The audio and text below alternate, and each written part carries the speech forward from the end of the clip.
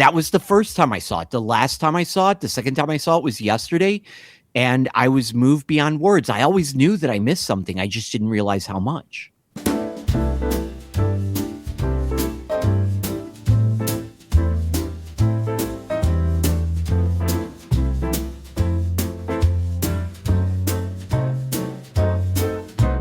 Welcome all you drag queens and drag kings. It's time for another episode of Cozy Quilt Cinema. I'm Michelle. And I'm Beth, currently sequined from head to toe, riding a bus across the Australian outback with absolutely nowhere to be and zero regrets. Every week, Michelle and I curl up on the couch, watch a movie, and then carry it into the studio and strip it away like Margot Tenenbaum, slowly peeling off her Lacoste tracksuit, one symbolic layer at a time. It's not a critical review, though we probably will be critical. And this week, we are so glad to have a familiar face back in the blanket fort.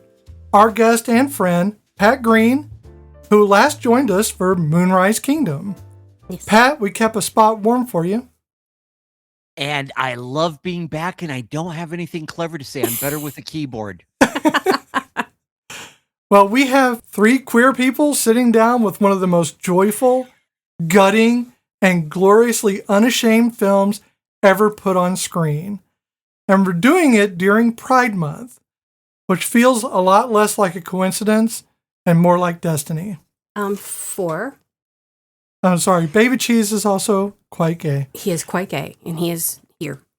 This one is personal, and this one is ours. Are we about to cry at a drag queen lip-syncing ABBA at the top of a moving bus in the middle of the desert?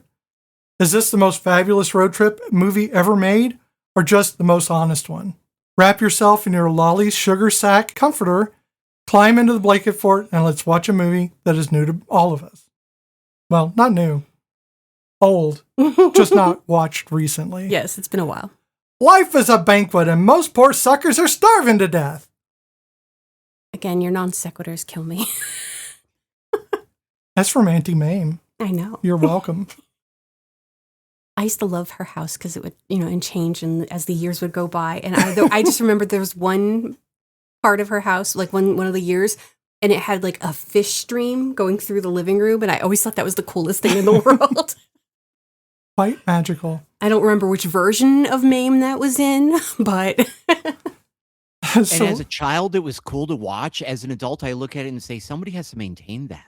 Oh, God. It's very true. Yeah. Maintain it, clean that whole entire house. I mean, yeah, that's a lot.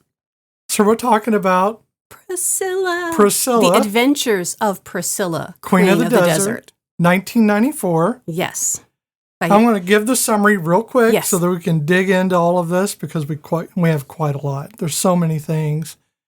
3 performers, 2 drag queens, and a transgender woman who was previously a drag queen pile into a beat-up tour bus nicknamed Priscilla and drive 1,700 miles across the Australian outback from Sydney to Alice Springs for a cabaret gig. What begins as a road trip becomes something harder and more gorgeous. A reckoning with who these 3 people are, who they've hidden from, and what it costs to finally, unapologetically, show up in full. Sequins, ABBA, red dirt, and a pair of platform boots on top of a mountain. And that's my summary. Hey, it works for me. I like that. Solid. So, the director is Stefan Elliott. Stefan? I thought it was Stephen. Not Stefan. Ah. And he did Frauds, Eye of the Beholder, and Easy Virtue. He also, he did A Few Best Men, and that has, oh my gosh, I can't read my own handwriting.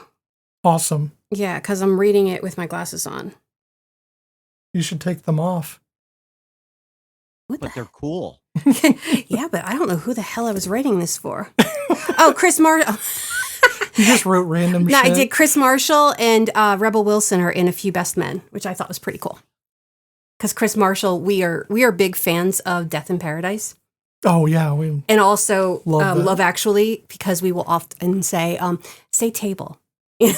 Table. And so, yeah, when I saw that he was in it with Rebel Wilson, I was like, yes, I gotta add that one in there. Well, we love Death in Paradise Mm-hmm. because there's death, and then you get that really happy music. Happy music. You get the Caribbean music that happens like for the theme song. So it's like it'll have the cold open where you know it's setting up the murder, and then they find the dead body, and then it's da da da da da da. All of a sudden, you got the steel drums going, and you're like, "What the? This is the best murder ever!"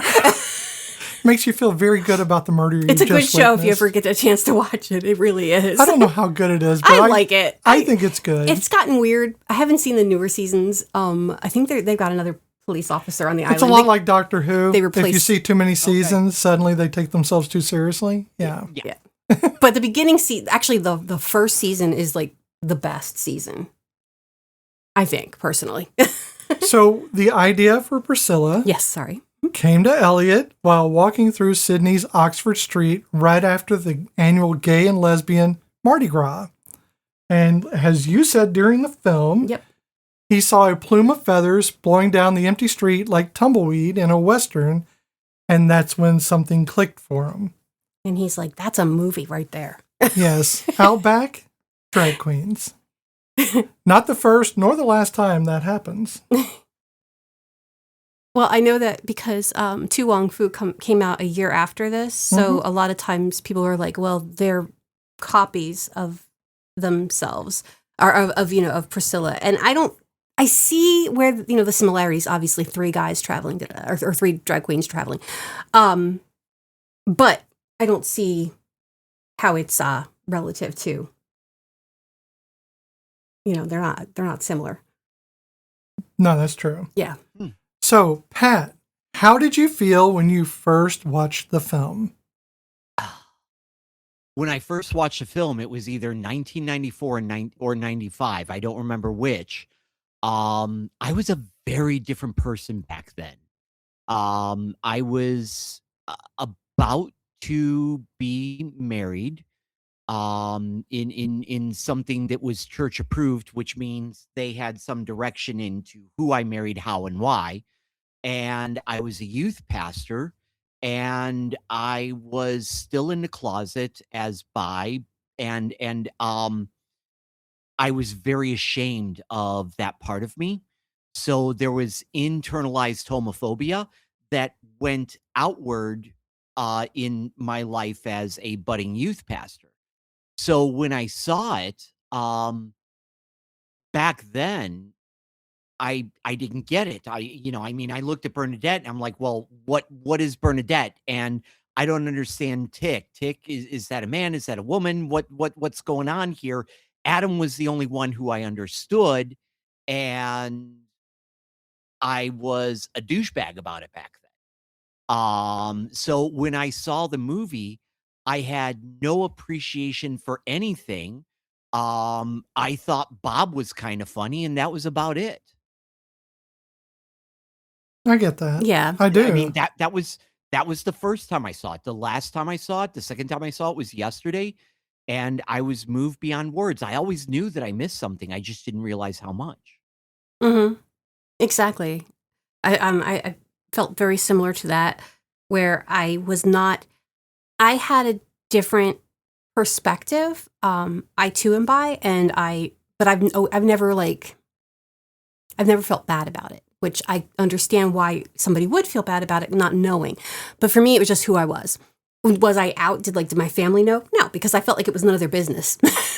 It was not like I was out, I was at the time when this movie came out, I was, 94. I probably just had our oldest and maybe was married to my ex. That might have been about that time because I was married in 95. So I can't remember exactly when I saw this the first time. But I did have experience from my misspent youth at the Limelight in New York, hanging out with drag queens.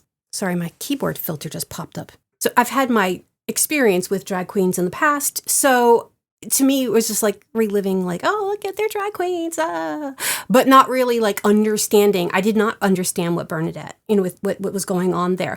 I was confused because I didn't know what transgender people were. I didn't know that transgender people existed at that point. I just thought you either were a drag queen or somebody who at the time, for lack of a better term, cross-dressed. And that was it. That's all I knew about it.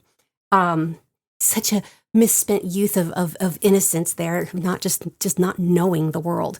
But seeing the movie again and knowing what I know now, it totally, I mean, that was mind-blowing in 94.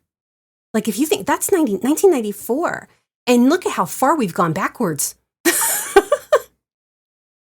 Yeah, but the thing is, what you brought up, it was so it was really difficult for me to wrap my head around the fact that this movie is over 30 years old. Oh, yeah. Because the way that they approached the representation of all of the people was it was sensitive. It The way that they portrayed Bob and Bernadette was beautiful. And with all of the people in my life that I have now, it was so relatable and it was just so well done. I mean, I yeah, the person who I was then, there was enough seed planted that I thought about it. I'm like, "Hey, we should do this one." Because I wanted to rewatch it through the new eyes because I hear people talk about it every year. Hey, this is a must see for Pride Month. This is a must see for Pride Month. They share clips on TikTok, and I'm just like, oh my goodness, there was something beautiful there that I missed. I have so much trivia about this movie, but we'll get to that as we go, because I'm like so excited to share all this information that I found about this movie. How did you feel? I did not watch this movie until the year 2000. I'd gotten a divorce. I was living with my parents again. And, ooh, boy, it was a very hard time. I was in a custody battle. I wouldn't say it was much of a battle. It was more of a custody beating. And, the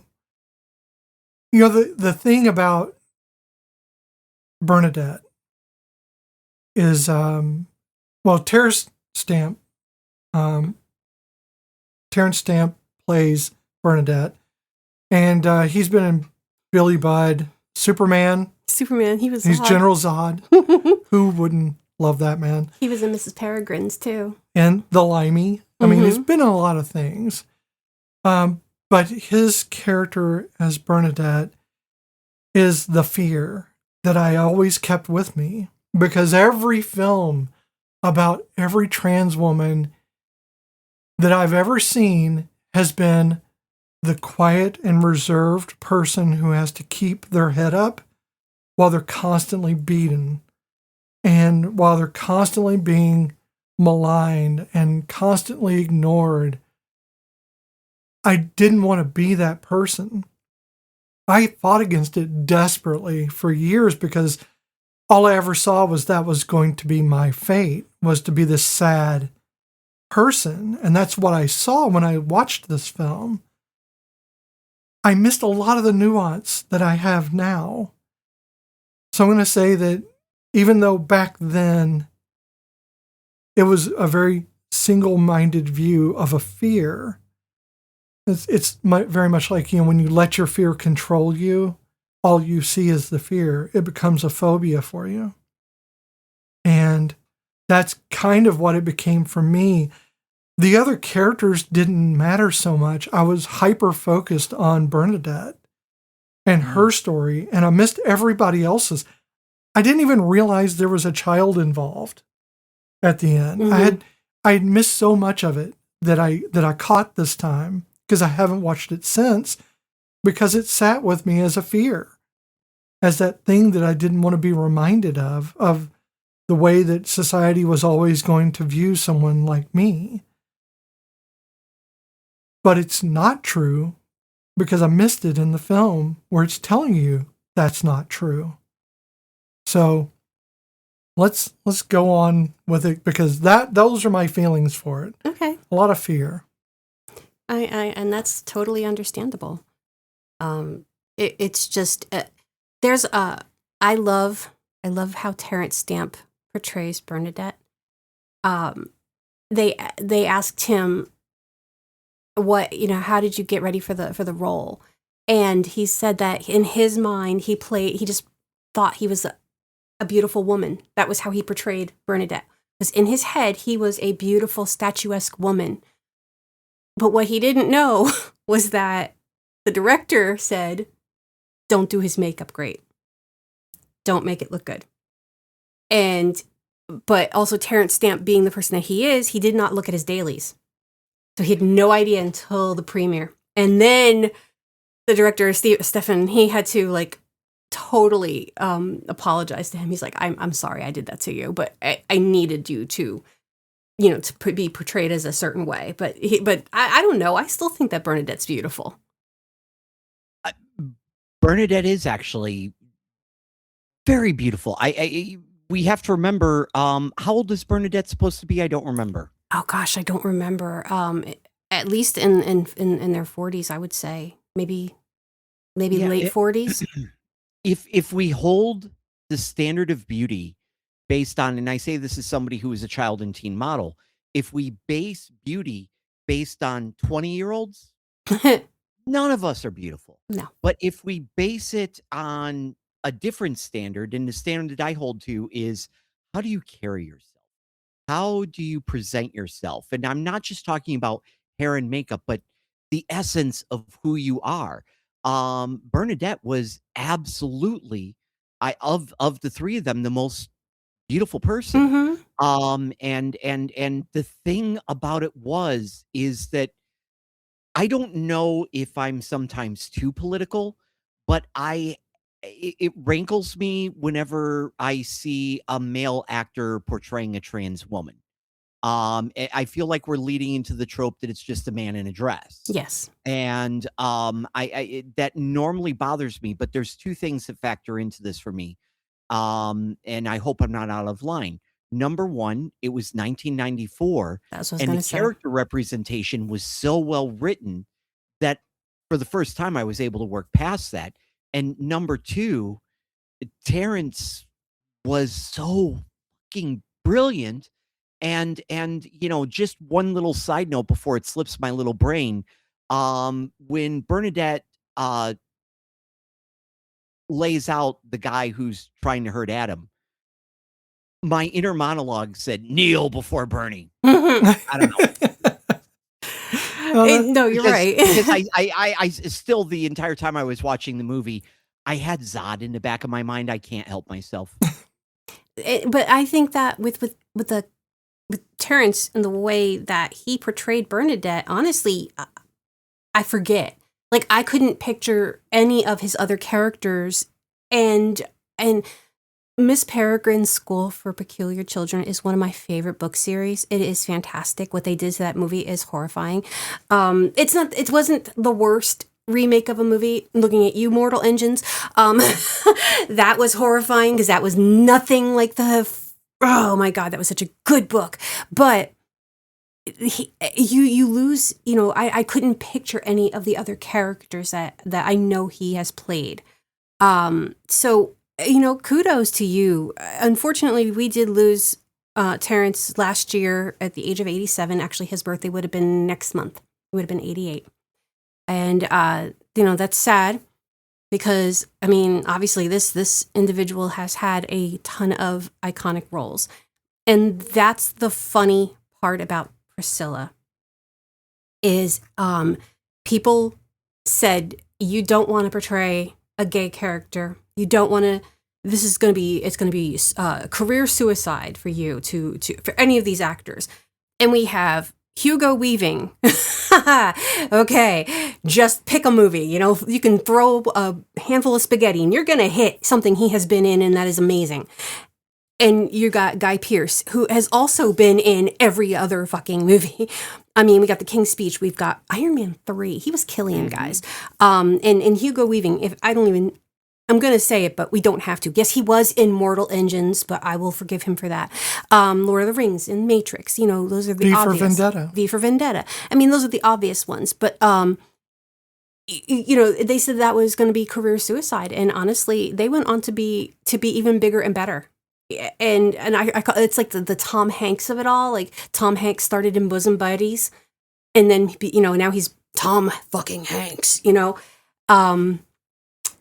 I just had like this whole theory that, if you start your career in drag, you get better, I wonder if that I wonder if that would have been true if it had been a lesser movie. I mean, we've all seen movies where gay characters are portrayed so stereotypically. Um eh, I'm not going to name any of them because I know that some people love them, but if you play a trope that could limit you, but this it was so the characters were so nuanced. The Oh script yeah. was beautiful and everybody performed so well. I think Adam was the only character that was the most cliche gay man drag queen. Like, let's put it this way. Adam could have held his own on RuPaul's Drag Race. Totally could have held up against a lot of those bitches. But I think that that's the only like stereotype. And even then, he has more depth to him. Well, the only thing I will say about that is I know and have known in my life a few Adams.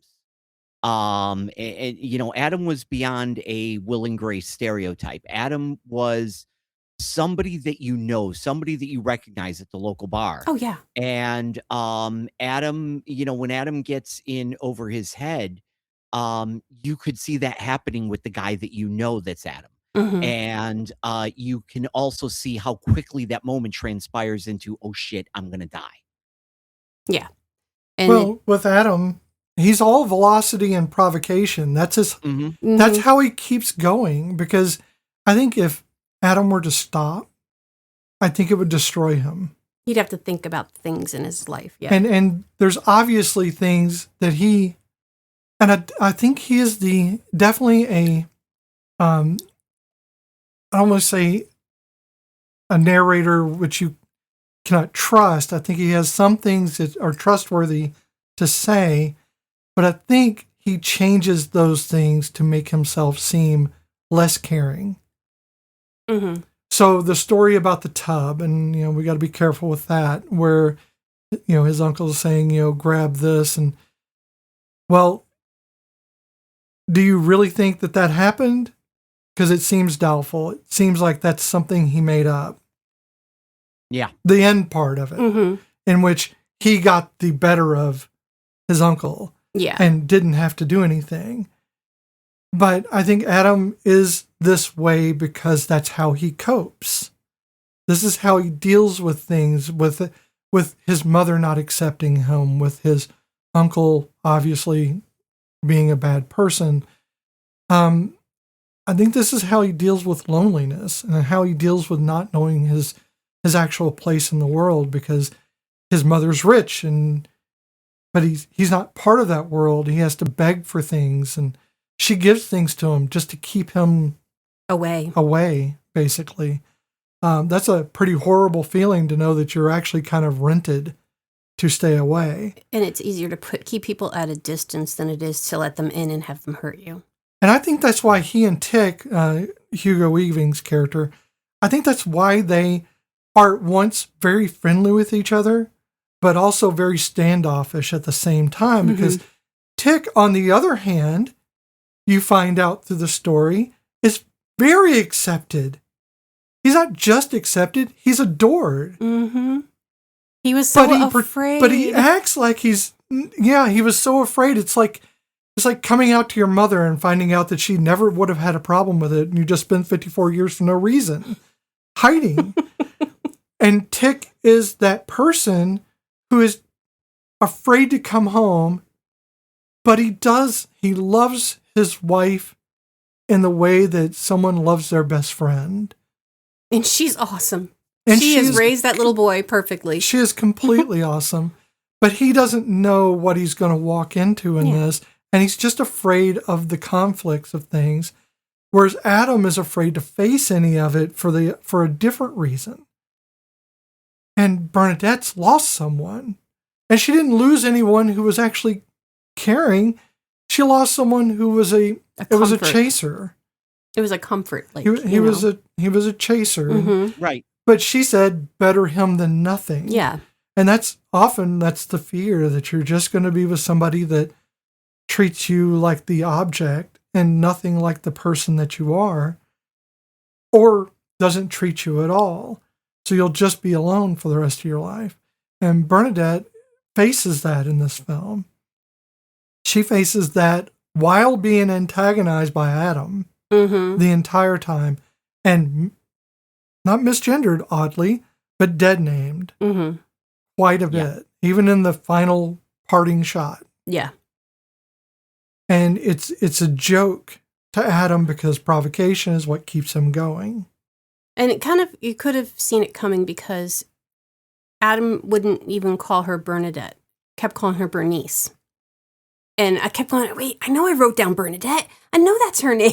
Well, he would say Bernie. And Bernie, yeah. So you could, and then when he mentions it to Tick, you kind of know it's coming. You're like, he's going to say something. You just know he's going to be a little shit about it because he's got this little nibble of information. He's going to use it against them. And he did. But Bob is his own little weird situation. Bob is played by Bill Hunter, and we have encountered Bill Hunter. He might become our next patron saint of our TV show next to Alice Drummond, because he was in Strictly Ballroom, and he was actually filming Muriel's wedding at the same exact time on the other side of the country, and had different hair and beard and everything, and was just going back and forth between the two shoots. Crazy. He was the dentist in Finding Nemo. And he was in Australia, and so we've now encountered him. This is our third time encountering Bill. So I think he might become our next patron saint, as opposed, because our first 3 movies we did when we first started our podcast, Alice Drummond was in it, so we call her our patron saint. Yeah, the librarian in Ghostbusters, and in Tu Wong Fu, she's the old lady. Yeah, we keep, and she was in the one we just did, Pieces of April. So yeah, we have a lot of Alice Drummond movies. I'm not sure if you need to 3D print some little icons like they have in the Catholic churches, or go with sort of stained glass paintings. I know. Well, I was thinking just the candles, and we could just put the vinyl on it. I think it'll be fun. It's funny because every once in a while, if I know that they're going to be in the movie, I'll now I'm going to have to do it with Bill, but I have a certain picture of Alice I put up every once in a while, and our patron saint is going to be making an appearance. But yeah, Bill, his character Bob, has a wife who you find out later on. He woke up married. And his wife has a specific talent, and he does not want her to show the world her talent, but she is very, very, very adamant about being a part of the gang and showing off her talent. Bob, in the meanwhile, is enamored with the crew of the Priscilla and wants them to perform, and they're like, but they do, and to crickets. And then Bob's wife shows up, and Cynthia, couldn't think of her name, and she just kind of lets it all out. She's played by Julia Cortez. Well, her and her ping pong balls. I think I saw that act in Tijuana. I think that's what it was referencing. So yeah, in the Australian outback. But the first town that the boys go to, the boys and Bernadette, they go to a town called Broken Hill. Broken Hill is a real town, and it was notoriously known for being very homophobic and extremely hateful. And when this movie premiered, afterwards, the town kind of went, oh, fuck. Now they have an annual Pride Festival. They have a parade that goes right by the hotel that they all stayed at in the movie. It is a big, big thing. And to me, that is just a symbol of people can change and people can learn. And guess what? It didn't hurt anybody to do it. Well, I think that this town, like some people, had a mirror held up to them. Yeah, I was going to say, it's having that mirror. And when they look in the mirror, you get to see either yourself as the person that you are, or you get to see the funhouse mirror version of yourself that other people see. And then when you realize that people see you as the funhouse mirror reflection, it's not a good feeling. So being a better person, being a better town, being a better community makes more sense than being horrible to one tiny demographic. It's true. I just thought that was pretty neat of them, though, that they turned it around. So That is fascinating. Bob Bob caught my heartstrings for very personal reasons. Um, One day when my kid was in high school, we were driving home from the gender clinic had these parent-child nights. All of the teens would go into one room and most of the time they just played Cards Against Humanity and had laughter and friendship. And the parents sat in a different room and talked about their feelings and got resources and stuff. But anyway, we're driving home and my kid says, would you ever date a trans woman? And I knew in that moment that my kid was saying, would you date somebody like me? Am I dateable? Am I lovable? And in our relationship, we don't lie. And I had to answer the truth at that moment. And I said, no, but I have to do some analysis now and figure out what my problem is. Because I say trans women are women, but there's something wrong with my perception. And it wasn't a forced thing. I did do the analysis. I did have private sessions with my therapist about this. And I found myself about a year later involved in a relationship that went just shy of 3 years with somebody who was gender fluid. And what was fascinating about it was um I got Bob's eyes. There was this fascinating, alluring, artistic person in front of me that I couldn't stop thinking about. And the reason we broke up had nothing to do with any of those things. We had our own toxicities going on about other shit. But we didn't have to have a happily ever after. But when I saw Bob, Bob moved me because I remember not being at Bob's level and then being at that level where my understanding of beauty and attraction transpired binary, for lack of a better term. And that doesn't make me a big damn hero. That doesn't make Bob a big damn hero. It just means we see things more true. Just makes you our hero. See, Yeah. I did the firefly thing for you. Well, I mean, Bob even says early, when he first meets them that, he remembered this drag show, and it turned out that Bernadette was in that show. And so he was already open-minded. People, there are multiple types of people who go to a drag show, but very rarely will you meet somebody who goes to a drag show and is extremely, extremely conservative, but is like, that was the greatest thing I've ever seen in my life. Because that's just not going to ever happen. They're going to be either on that cusp of not really being that conservative, living a lie, or they're like us. And so, I mean, again, I just think that he's already had this door open in his mind about the situation. And then meeting Bernadette, which already was like, oh my God, you were there. You couldn't have been there. You're too young to have been there. That was like 30 years ago. Well, guess what? So, yeah, I just feel like it's definitely, he's already open-minded to the situation. Maybe he's not verbalized it or come to any conscious conclusions about it, but he definitely has infatuated with Bernadette. Well, I love that the two between Bob and Bernadette, they're like this in the river of things that are happening. They're the one thing that's off to the side in the current that you just see kind of breaking the waves. And you notice them more because they're so quietly involved And it's just this very sweet and quiet romance. There's no kissing. There's none of that. It's just, He brings her flowers. There. It's just there. And it builds very slowly, and it doesn't announce itself. It just becomes. And it is very much like, you walk outside and you notice a flower that you've never noticed for the first time. And now it always draws your eye when you come outside. It's very much like that. You just always notice it. And it's always going to be the thing I think about when I think about this movie. It won't even be the pink bus, the bus that got painted pink.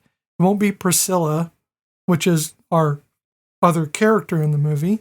But it will be about this quiet romance that builds around Tick's drive to get to a place and Adam's chaos. So amongst all these things that are happening, there's very deliberate, quiet, and sweet moments that happen that break up the chaos of Adam and the fears of Tick, and to give both of them a sense of what it's like to be loved without reservation and without announcing it. I think that's something far bigger. And it's also very true to middle age, because when you're young and you're dating, everything is fast and furious and go, go, go, go, go, go, and you're looking for this feeling. But then when you hit a certain point in life when you're older, the courtship process is more reserved. It's slow. There's this little dance around the person in this orbit to see if there's a gravitational pull, and you don't move fast. There's this, it was a very curious circling of them both. And it's shy, it's bashful, but it's also relatable, because you hit a point where you're just like, I'm not diving into anything, but this is interesting. Well, and they need Bob too, because he's the mechanic, and Priscilla is doing great at first, but then she gives out the moment they go off the main roads. Yeah. Tick wants to take a shortcut. Priscilla, sorry, go ahead. No, Bernadette just says, let's do it. And then she blames Tick the whole time afterwards. Yeah, it's like, wait, but anyway. Priscilla reminds me of one episode of Doctor Who, where I felt that Priscilla was the TARDIS. And I'm a huge Whovian. There was an episode where the TARDIS took on human form. Yes. And she's having an argument with the Doctor where he's like, you never took me where I wanted to go. And she goes, no, I took you where you needed to be. And Priscilla really guided them to the points that they needed to be for different reasons. Priscilla was, for all intents and purposes, an entity that drove the plot along. And without Priscilla's insistence on stopping at certain points, you don't have, you never get to meet Bob. You never get to meet the Aboriginals and have that beautiful sublime moment. Love that scene. You don't have any of these things without Priscilla deciding this is where we're going to stop. Yeah, no, it's true. And speaking of beauty, I don't see how anybody can look at a group of Aboriginal people, or even just anybody who is Aborigine, and not see the beauty there. They're just beautiful. I mean, there's just something amazingly beautiful about the people and their personalities. And there's a reason why I had an obsession with Australia when I was younger, and it had nothing to do with Crocodile Dundee. You know, he opened the door, but it wasn't why I stayed. And I just love that scene. And I honestly think, and I said this to Beth at the end, when the credits are going and the drag queen is singing the Save the Best for Last, I'm like, that should have been the kid from the Aborigine kid. You know, the man that dressed up with them? The one that they dressed up. That would have been fantastic. That would have been beautiful. Yes. And we really thought that when I saw it the first time, I didn't think about it, But this time I was like, man, it would have been so great if he'd become the third in their act. The new third. Oh my God, right, Yep. yeah. That would have been fantastic. So, I mean, maybe over the top. Maybe we're asking a lot for a film, which is not set to be perfect. No. If that's something I noticed in this film for the first time because I was paying attention, and I wasn't looking at it with an eye critical towards the people for who they are. I was looking at it critical for who I am this time. And their performances were so crude, but they were so real. These are like, we're talking about 1990s drag queens, which did not have the best choreography. They didn't have the best of anything. They were struggling. They didn't have all these fancy things. And the fact that they had as much gear as they did is a testament to their skills at finding things. But I think that their acts really spoke of this realism, of this true, like, desperation to be noticed, to be seen as the entertainers that they are. Because first and foremost, it doesn't matter what their sexuality is or, you know, whether or not they're trans. That's not even the issue. The issue is they're performers.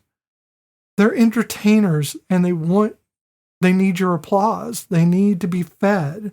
Entertainers are fed by applause, by notice.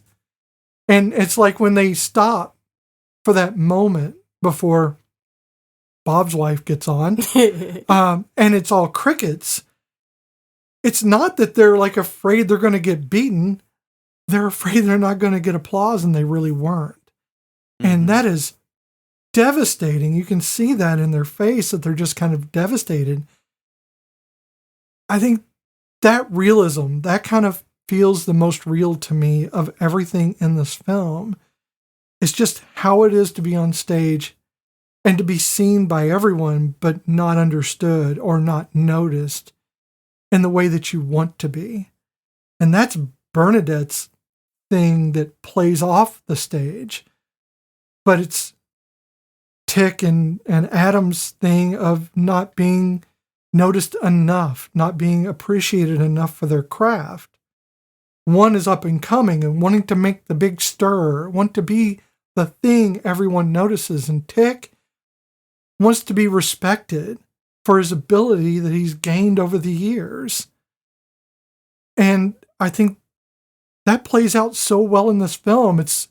I don't want to compare To Wong Fu, because while there are a lot of great things in that film, I think they travel like they're trans women who don't know they're trans women. Yes.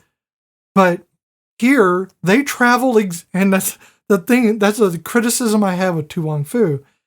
They're always in drag. Except for Patrick Swayze's character, who I firmly believe was the unspoken trans woman. Definitely. But in this film, they travel exactly as who they are. Tick travels as him. Adam travels as him, as a quite flamboyant him. And Bernadette travels as her. Yep. There is no act going on during these moments. They put the outfits on. That's when you know they're acting. Yeah, you're a performer. I had a job several years back. This is going back 2012 through 2014. One of my coworkers, Eugene, was a drag queen and performed every Wednesday at a local bar, but then also had other performances throughout the area and was well known. Now, when Eugene was at work, Eugene was just a gay man wearing polos and khakis, working in the office of a taxi company. But then, Destiny was a completely different person. But he never went to work as Destiny. No. He didn't go to the grocery store as Destiny. That was the performance. I worked with a TA who I worked with him for a good 6 or 7 months before I found out that he performed as a drag queen. And that's only because he was best friends with one of the other TAs. And she's like, oh my God, have you seen him dressed as in drag? I'm like, You need to show me pictures. And he was beautiful. I mean, he was adorable anyway, but oh my God. So Pat, have you ever watched, or are you a fan of RuPaul's Drag Race? RuPaul's Drag Race, I have watched occasionally, but in the local Chicago area, I go to a lot of drag shows. It's fun. Oh yeah, and so when we were watching Tu Wong Fu, I had brought up about those were pageant queens. They are in it to look beautiful. It's not about. It's not. There's the performance, but it's really about the beauty. Where in Priscilla, I don't know what they're called. I can't remember off the top of my head, but it's a different type of a queen, but more of like a character. And so because their makeup isn't perfect, it's not like that. They're not trying to look like a beautiful woman. They're being a personification and a caricature. A caricature, that's the word, yes. of a woman. And that is like, I think that's why I like Priscilla so much, is because those are my favorite drag queens, because I am a huge RuPaul's Drag Race fan. I have seen every season except for like the last couple seasons, and I will catch up on them eventually. I usually marathon it. It drives Beth insane. And I know in the past it's not been her favorite show. But she's been getting into it a little bit more when I do marathon them. And she's like, wait a minute, didn't they just get all, do this? And much like this film. It's a lot to deal with. Much like this film, it's the perspective. It's a quantum perspective almost. Again, before I was critical of them. And now when I watch things like this, I'm not critical of them. I'm critical of me. I'm critical of how I perceive them. Am I looking at them and angry with them because I believe they're making fun of me? Or do I believe they're making fun of women? Or do I believe that perhaps they're not making fun of anyone? What they're highlighting is feminism and femininity and how it plays in our society. And sometimes those caricatures are built upon the misogynies, and you're trying to blow those apart. And it may not be your intent to necessarily destroy misogyny, but you're doing it by doing the work, even if you don't intend to. So for me, it's about I have to think these things through logically. I don't think emotion would help me in this. I think emotion is great. I love emotions. That's why we talk about them all the time. But mine are tied very much to my logic. And if I don't go through it without the logic, I don't think I have a way of basing it on anything real. So for me, this is about dissecting how I perceive them, not how I perceive me perceiving them, rather than me perceiving them themselves. I know it's getting very convoluted, but it's like, I don't know, watching a plastic bag dance in the air is like the cheapest thing possible. I'm thinking about the air currents themselves, which hold it aloft in the first place. That's the level of dissection I think it needs to have, rather than why the plastic is hanging in the air, is what pushes those currents. What's causing this reaction? And that's what I look at for me. Why do I feel this way when I look at a drag queen? Magic. That's the answer to both of those questions. Well, magic. What's fascinating about your deep dive is I don't have a deep dive about drag shows and drag queens themselves. What I am fascinated by is the visceral reaction by people on the right in regards to drag queens. I know. Because it's like it's almost a separate category in how they express their hate with LGBTQIA plus two-spirit people. There's a separate level for the drag queens, and it's expressed so differently, and it fascinates me because when I was back in 2017, 2018, I took a 1-year course on emotional intelligence, and you went to these sessions weekly and learned about it. And in one of the sessions, Um, it was one of the instructors said something to the effect of, the more disgusted you are by a thing, the more actually you might be fascinated. And so whenever I hear people on the right, going, ready to burn down a library because they're doing drag queen reading hour, I'm like, there is something going on here so deeply about your obsession with them that it kind of reminds me of some dude that lives on Pennsylvania Avenue who is anti-gay but loves the YMCA and talking about men's bodies. There's something else going on. There's a lot going on. And it's so funny that they're so quick to point fingers and say, oh, the children, or the bathroom issue. And they're like, oh, well, anybody can at any point, regardless of if they are a trans individual or a drag queen or a cis straight person, can walk into the opposite gender bathroom and hurt somebody. But you know who does that the most? Cis white men. And so, well, it's so funny. I mean, we recently saw a freak out where a dad took his two daughters into a ladies' room, and that's created national controversy because some guy filmed it and called the police, and that guy's now lost his job because he did the FAFO thing.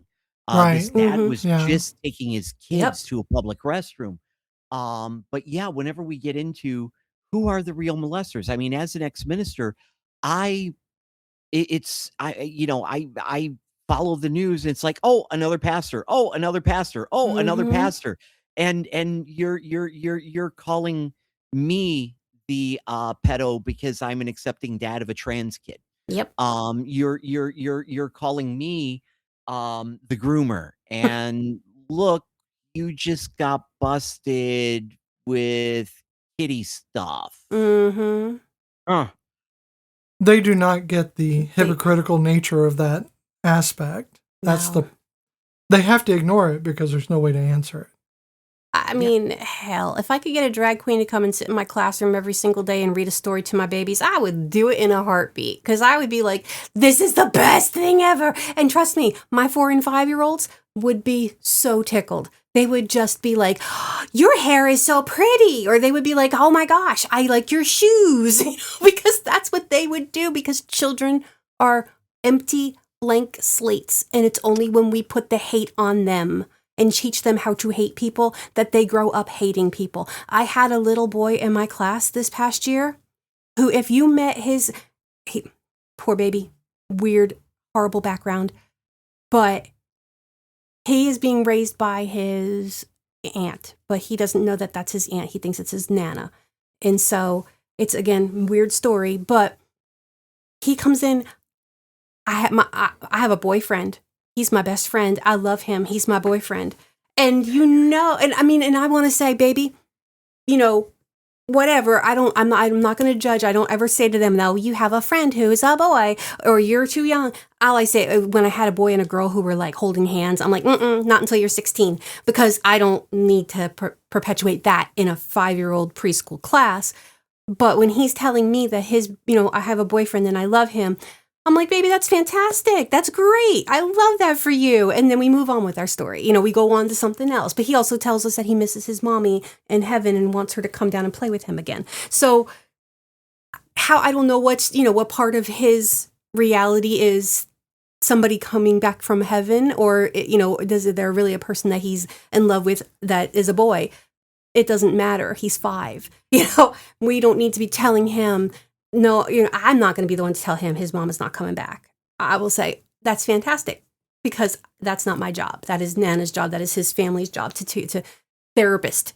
Baby needs a therapist. Yeah. And they are fantastic people, and they are working so hard. But when you meet them, if you were ever to meet them, you would go, you probably shouldn't be saying that around those people, because I have a feeling they're a bit more, conservative on that side. But they're so not. I mean, they're just like, you cannot judge anybody by how they look. And again, these babies are blank slates, and you just kind of like Bob. He is. Yep, Bob is a good person. Can't judge Bob by how he looks. No, or by his wife. Or by his wife. And there's nothing wrong with her. It's just the worst trick ever. It's not one I'm a fan of. I'm not impressed. Great if you have to hit a light switch from across the room and your hands are tied. I mean, yeah, but hey, I feel like if she was to do, okay, you know how like she did like a few at a time of the ping pong balls? Okay, so if you haven't seen the movie and you're wondering what we're talking about, she shoots ping pong balls at her vajay. Okay, so now that we've gotten that out of it. You just wanted to say that. They could have looked that up on the internet. They could have, but it's okay. It's an it's a 30-year-old movie. Deal with it. But here's the thing. If she could have done what I did with mine, but done it that fast, that would have been more impressive. So I had giving birth? 3 babies, 3 big fat 8-pound babies. I don't think that would get the applause you think it would. No, well, I'm sorry, but if she could do it like she did with those ping pong balls, then that's impressive. I mean, let's see. Our middle one was a 9-pound monster. Sure. There are some things that are impressive that you just don't need to see. No, I'm not saying we needed to see it. I'm just saying I would have been more impressed. Okay. It was actually the boink noise that they made as they shot across the bar. I think her biggest trick was allowing 3 drag queens to get out of the room. I mean, she let them open for her. They got away without being beaten. I think that was a pretty good scene. Well, the thing is, even without remembering that sequence, as soon as she broke open the cabinet and I saw the ping pongs, I'm like, no! Yeah, I know where this is going. I went to a few clubs in Indiana. I know where this is going. It's so 90s cliche. That's why I had to make the Tijuana joke, because to me that was like the ongoing thing when I was in my teens and early 20s was, oh, you got to go to Tijuana and see the girls who shoot the ping pong balls out their vagina, and that was like after that in the donkey shows. Why? Why? But yeah, I don't think she's from Tijuana. I don't know. I don't know. No, she's not. They kept calling her his Asian wife, so I'm assuming, yeah. I assumed it was the Philippines. Probably. But still, that's a talent. I will give her that much. I'm just, yeah, bearing it all. I guess. I like, because they're like mortified. They're standing in the corner, clustered together, and she's bending over, and they're like, no! That does not go there. It was their commentary that kind of made that scene really pop. Yes. But yeah, their commentary, Bob's mortification, and the crowd going wild. Yeah. That's and for some reason that makes me think about the wall. I think it was Bernadette that talked about the wall. I may be wrong. Maybe it was Tick.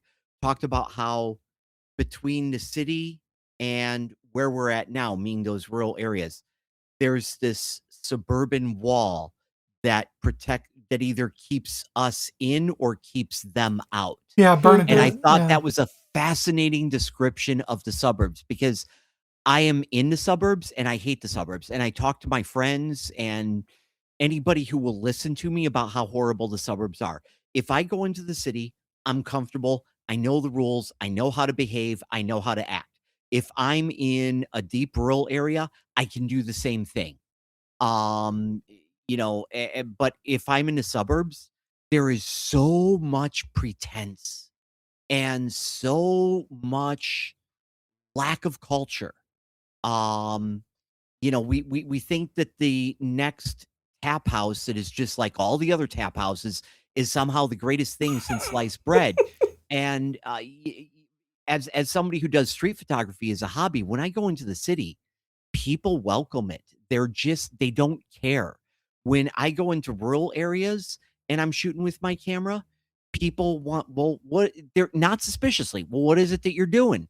I was in this town called Moran, Texas, population 200 something. And I was doing some street photography there. And this little girl and this little boy came up to me and they're like, what are you doing? And I'm like, I'm taking pictures. You want to meet my grandmama? And I'm like, yeah. So the little girl grabs me by the pinky and she walks me to her grandparents' house, and the little boy is following, carrying his wagon, telling me about his favorite toys. And Kids are the best. next thing you know, I'm having iced tea and dinner with this family, and it was the most natural, organic thing in the world. And the same thing happens in the city. When I'm doing street photography in the suburbs, of which I live, um, What are you people doing? call the cops, Mm-hmm. and they stare at you and they think that you violated their privacy. And it's like, dude, First Amendment, I'm out here. I'm not doing upskirts. There's no expectation of privacy on the street. This is my art. Mm-hmm. Yeah, there's no liminal space like the suburbs. Yeah. Mhm.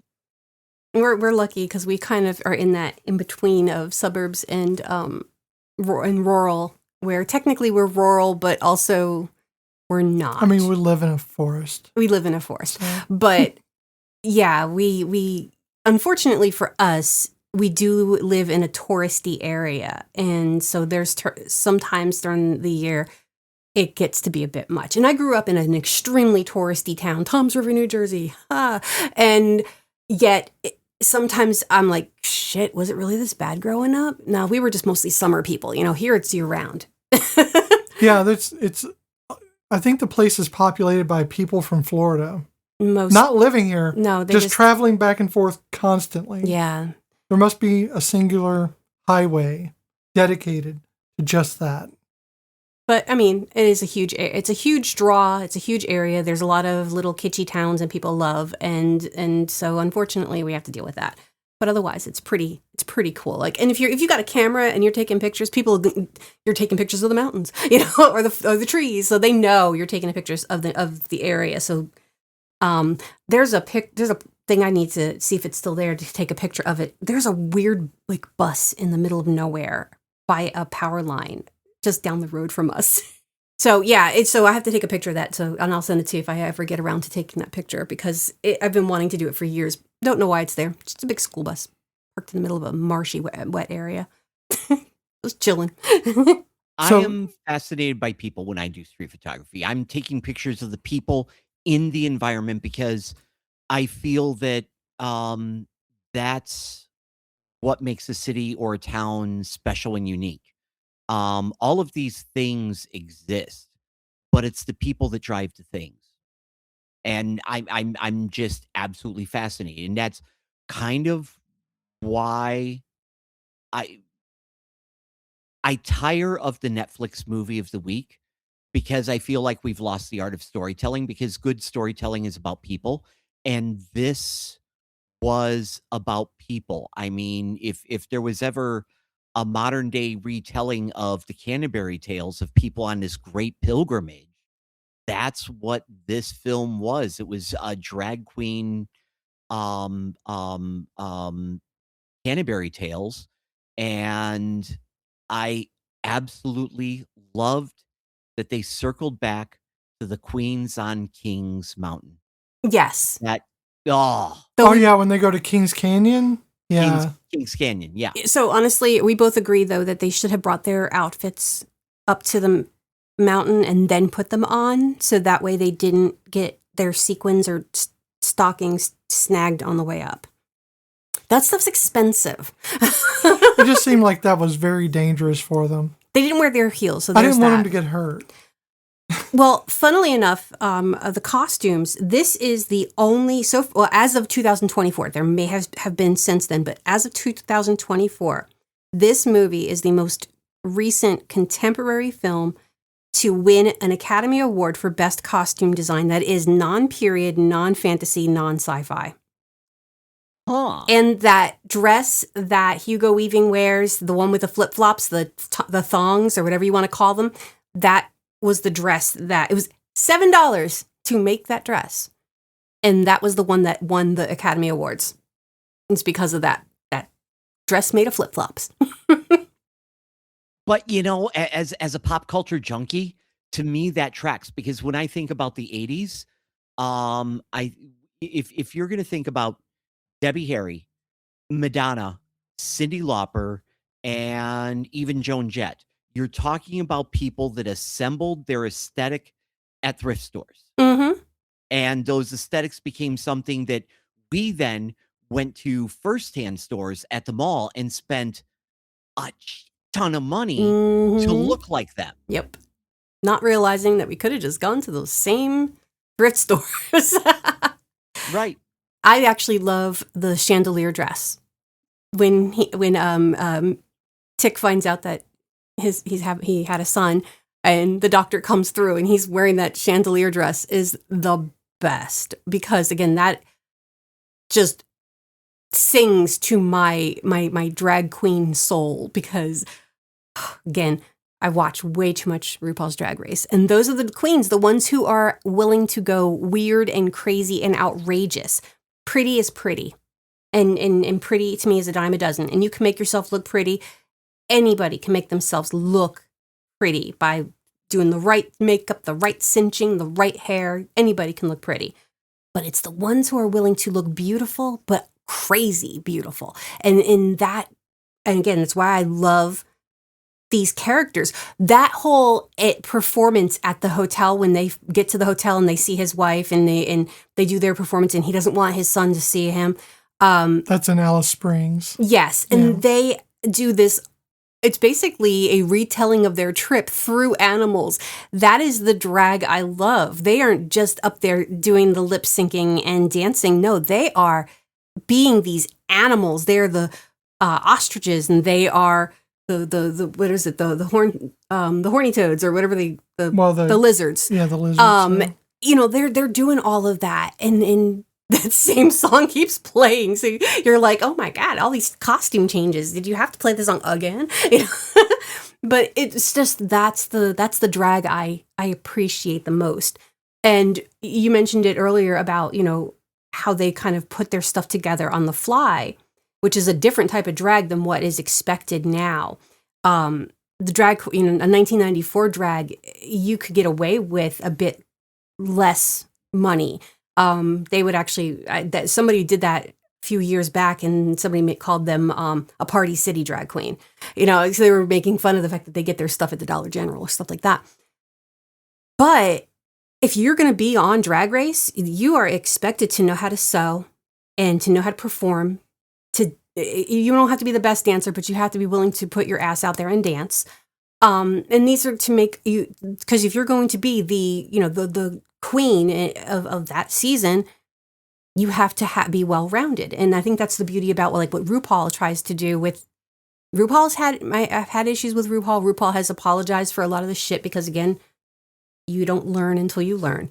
And RuPaul has tried to become a better person, but it is an industry at this point. It's no longer the group of people who just did it because, trying to make money. But now it's this whole industry of drag. But from what I'm seeing, it to me, and I could be very, very wrong and off the mark on this one, but to me, it seems like they're just trying to create this more of a well-rounded drag queen, somebody who can fend for themselves. So if you're going to be the queen, you got to be good at all the things, not just half the things. This is actually something that, and I think about stuff like this, not with drag queens, but I think about this in the arts a lot. Mm-hmm. We have put everything on steroids to the point where there's no room for that rough edges. Everything has to be Etsy ready, smooth and polished, and look good on TikTok. And I think that's happening at a detriment to the arts. I see authors trying to be too smooth and too polished, and it's like, it's okay to be raw. I see performers where it's no longer enough to be a garage band, but you have to have this image that can look good on TikTok and have this aesthetic. Just play the fucking music and just be that Dollar General drag queen that I don't care where you get your costume. I like things a little bit rough. My kid likes going to cons, and there's cosplayers there. And what stands out for me is not the cosplayer who sewed into leather, had everything perfect, and you could tell that they spent $2,000 on it. I like the person who you can tell They just assembled it with whatever they had, and it was act of love. And I go out of my way I haven't been to one of these in a long time, but as a parent, I used to go out of my way to look at those people and say, I love that. Can you tell me about how you made it? And they'll go on for 20, 30 Oh, minutes about yeah. how they assembled it. And I wish everything wasn't so polished now. I like it a little bit more raw. Because I feel that that makes a more open environment for the person, for lack of an analogy, whose paint strokes might be a little more rough than refined. And it's true. Because that person's art is beautiful. Mhm. I have a piece of art. I'm looking over here. You can't see it. It's called Coffee Time. I used to do these art shows at this gallery. Next to our art gallery was a tattoo shop. And there was a young lady who was a receptionist at the tattoo shop.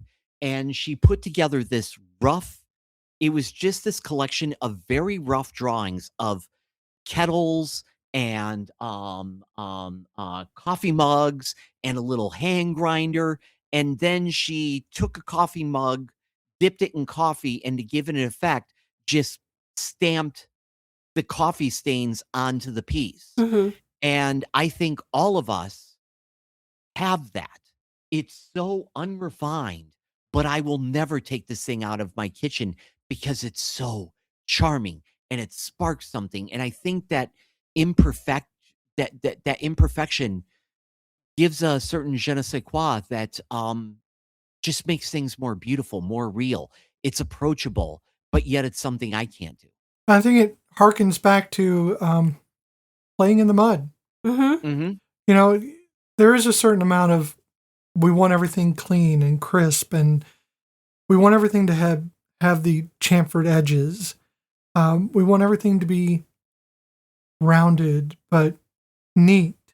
We want our linens to be pressed, ideally.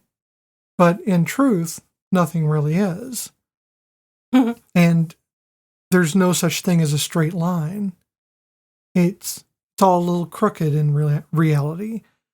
We have dirty shoes. Our hands get dirty. We have dirt under our nails. I don't, because I'm very clean. But Oh, no, I still most have of some, us, but I took a we shower. do. When you say the word gritty, and we've said this before, some people look at it as a darkness, or this is making it very real. But grittiness means an absence of sterility, an absence of the cleanliness that takes away, that detracts from reality. And I think that in that way, this movie hits very well into the reality of a person. And I'm talking about all of these people. Everybody in this film, in some way or another, is hitting their own grittiness, their own dirt. And Tick has his. He's hiding a lot of secrets from himself and from the people around him. And it's not just his son and his wife, but also how he feels as a person. He's been portraying this essentially gay man, but he's more than that. He's more nuanced than that. And it doesn't have to be perfect. It doesn't have to be this one note. And it's the same for Adam. He's not this, yes, he's very brash. He's young. He's very provocative. He's an asshole a lot of times. But he's also got a very kind side. And the way he acts with Tick's child is very sweet and very disarming. And he tries to start shit. Your dad's a drag queen, and he's like, yeah, I don't care. but that's almost like Adam's test. And he finds out that this kid is really cool. And then he just kind of becomes the thing he wants this kid to look up to. And you see that in the few moments that they have in the bus in Priscilla. And I think that's kind of wonderful. And you can see also Bernadette's withdrawal from being a part of that. I'm going because, to be staying. Yeah. Well, for Bernadette, there's more to it. I think Tick had asked that before. Have you ever thought about it? No, it was Bob. was it Bob or was it Tick, had asked about, did you ever think about having kids? It was Tick who It was asked. Tick. Yeah. Mhm. And she said, well, sure.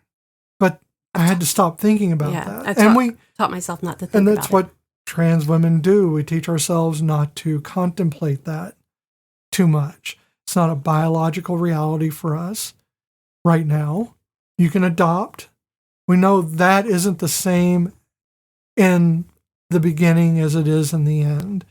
Adopting is wonderful, and it is a great thing to do for someone. And they can truly become your child. But you do not have that moment that cis women have. You're just not going to get that. And if you dissect that, that's fine. But you have to be ready for the pain that comes. Because you didn't ask for this. You didn't ask for who you are. So you just have to deal with that. It's just like, if a cis woman finds out she's barren and she's never going to have a child. We go through the same process, just at a different rate. Yeah. And I think that for Bernadette, this is more about that than it is about Tick having a son and having a wife. It's about the family that Bernadette sees always eluding her. Also, that he walked away from. Right, the Tick walked away from, and Bernadette has always been chasing.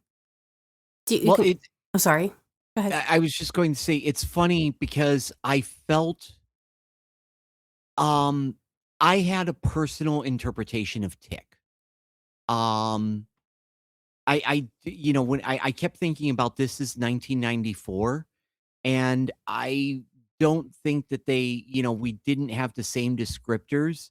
I think Tick felt to me like somebody who lived beyond the binary, who was non-binary. Mm-hmm. And if my interpretation is correct, Bernadette seeing that and also seeing the Tick has a biological child, that's going to have a slightly different impact than just, cishet Dan having a kid. Yeah, that's true as well. Yeah. I hadn't thought about the non-binary aspects of Tick. So much as I don't have an explanation for that. That's just what I felt as I was watching Tick. Yeah, no, I don't necessarily disagree. I think that Tick, to me, came off more as pan.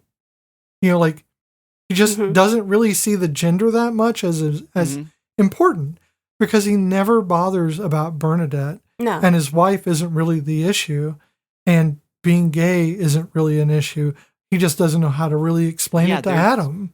There's a life well beyond the binary with Tick, regardless as to whether it's your interpretation, mine, or yes to both. It's, yeah. I mean, you can look at his, I hate to use clothing as an, that's how you can tell, but he does not dress, even when he is not in drag, he doesn't dress 100% masculine. And while, yes, there are gay men who dress with a feminine flair, I know that when our son had transitioned and I was trying to come up with, I'm like, I have no idea what to buy you, dude. I mean, I'm looking at clothes. I don't know what you like anymore. And I said, well, do you used to like this? Now, how do you like more masculine? Do you like more feminine? I see that you're wearing a floral, a button down shirt with flowers on it, but that doesn't mean that and he was like, I don't give a fuck. If I like it, I like it.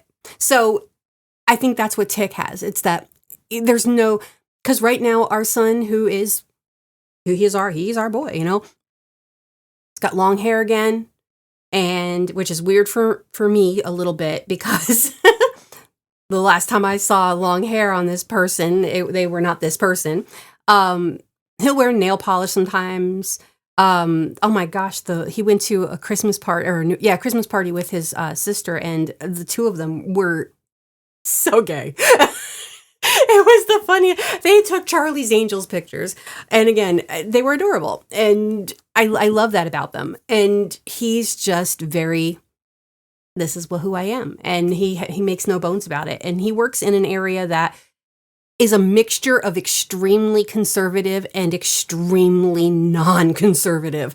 And I don't want to say liberal, because liberal nowadays has become such a negative thing as well. You know, if you're, when it comes to like, you're too liberal to the point where you're almost coming back around again. So I just like to say non-conservative.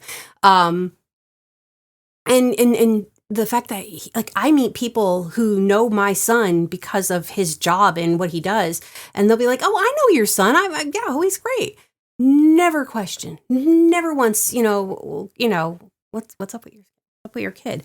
Nothing, because they just because he does not care, and he does not worry about what other people think about him. And the way I have said it many, many times over the years, my kid is happy. He is who he is, and he is so happy with who he is. Yeah, he's got shit. Yeah, he's going through therapy, but he is so happy with who he is. In the beginning of this movie, when you see Tick, he's not happy. He is not. I mean, yeah, he just got hit in the head with a beer bottle at the bar, but you could tell he's not happy with what's going on. And then he gets the phone call, and then he calls Bernadette, and he's still not a happy person. They get Priscilla, and he's just, and then he's like, he talks about his wife, and you could see the tension start to lift in him. And even though he's still keeping the secret of his child, as the movie progresses and as they're traveling and he's getting closer, you can tell he's becoming who he is. I don't think he's keeping the secret of his child so much as he hasn't met his son. No, but he even says... So he doesn't know what would you even talk about if you mentioned you had a son? And that you never really got to know them. Yeah. You know, and you've got these two people who are already picking on you about having a wife, and they thought they knew you. And here they're finding out something about you. And he even said, I didn't tell you because I didn't want to spend, 2 weeks on this bus with you picking at me about this, So, but you could see, even though he gets stressed out about the idea of his son knowing who he is, I feel like he's lighter than he is in the beginning of the movie. Well, Tick compartmentalizes everything, and within those compartments is this constant fear of what will people think if they see the whole picture. Exactly. And I think on some level, all of us get that. And when those multiple worlds that we've compartmentalized collide, or we know they're about to collide, it can be anxiety inducing. A simple analogy is, have you ever been a little kid in grade school and Mrs. Schuster is in the grocery store? What the hell's happening in my world? That's not supposed to happen. Don't they live at the schools? Now you're in my other world and you're about to talk to my grandparents. No. Yeah, it's mixing the worlds. It's correct. And because home me and school me. Hey, I am the teacher, so trust me, it freaks them the heck out when they see me. And that's from like my special ed kids to my preschoolers. They don't get it. When they see me, they're like, wait, this isn't where I see you. Well, it's like when his son is throwing rocks into the water and he's talking to him and he's trying to suss out if his son is accepting of him or not without saying anything, without going too far in. And he realizes this kid is a great kid, that he has this great son, that his wife has just done a bang-up job raising. And you can see his face melt. He goes from this stoic, very carefully guarded look to just wonderment and amusement because he gets to show him. He's like, we have to go. I want to show you me. And then he gets to put on the performance that he wanted to do, the one he passed out doing. When he passed out, it's because he noticed his kid afterwards clapping for him. Right. At Alice Springs. But when he does it this time, he's not doing it for a crowd. He's doing it for his son. Mm-hmm. And it's an entirely different thing altogether. because he's allowing his son to see him as he truly is, as a performer, as an artist. And that is every bit as deep as showing someone who you are as a trans woman, because it's a lot of soul bared at once. I like when Adam is trying to get the kid to get, he's trying to egg him on, and he's like, so your dad is a drag queen, a drag performer, and blah blah blah. And he's like, Mom had a girlfriend. Like, he was just like, I don't give a flying fuck, Yeah, how would you feel if you had a boyfriend? Oh, Mom had a girlfriend. Yeah. Lucky them, extra parents, I just look at it as more gifts. You get more birthday gifts, more Christmas gifts. I mean, I've had a lot of step parents. I didn't get a lot of gifts. You had crappy step parents. I did have crappy step parents. I did. Yeah. It's now time for the stitch count. We're going to take this movie. We're going to ring it up and cut it into scraps. Maybe we'll stitch it back together again. I don't know. I think we should add some sequin patches. We're going to see if it'll hold up. What do you think? Okay, well, Pat, you're going to join in with us on this. It's going to be interesting. We're going to go over the Castellini test. There have to be at least 2 named women characters with at least 5 lines of dialogue each. Bernadette has many. Mm-hmm. But are there any other women in this film that meet that criteria? Unfortunately, I did not write her name down, but I know that Tick's wife has a name, and she does have 5 lines, and they, That's true. So I'm going to say yes. Well, I just wish I could remember what I didn't write her name down. That's our saving grace. Even the Filipino ping pong bride has 5 lines. She does, yes. That is true. And she has a name, Cynthia, right? Cynthia, yeah. See, I know his wife's got a name with an M, but I want to say Muriel, but that's a different movie. I don't know, but she was fantastic. She was fantastic, I really liked her. I don't know why I didn't write it down. Those characters must have a conversation, not necessarily with the other woman, either not about their partner or with their partner, future or current, and not about their relationship. Yeah. Mm-hmm. That's absolutely. Yeah. At least one of the women has to be integral to the plot, meaning that if she were written out of the film, it could not reach the same ending. No movie without Bernie. Yeah, there'd be no movie without Bernadette. And even then, there would be no movie without Tick's wife, because there'd be no reason for them to be traveling. She wasn't there then. I think Tick would be an entirely different person. Oh, definitely. Without his wife and his son. Mm-hmm. I think he wouldn't have the drive. So I agree on that. I think that with Bernadette, while she didn't want to come, I think she ultimately needed to. And I think that without her, Tick and Adam would have just imploded. They just would have sniped each other and gone back to the city. I think they would not have lasted near as long as they did without the strength and the dignity of Bernadette, mm-hmm. who kind of also without Bernadette, I think you have a buddy cop movie without cops. Mm-hmm. Well, and also you don't have Bob, because Bob came for Bernadette, right? Mm-hmm. So you didn't have the onboard mechanic. He came for Priscilla, but he stayed for Bernadette. Aw, I like that. I love that. That's the cutest. That's a great tagline. Remember that. Write that down. Right, I'll forget it. So that is our Castellini test. Seems like it passed. Yep. That's pretty good.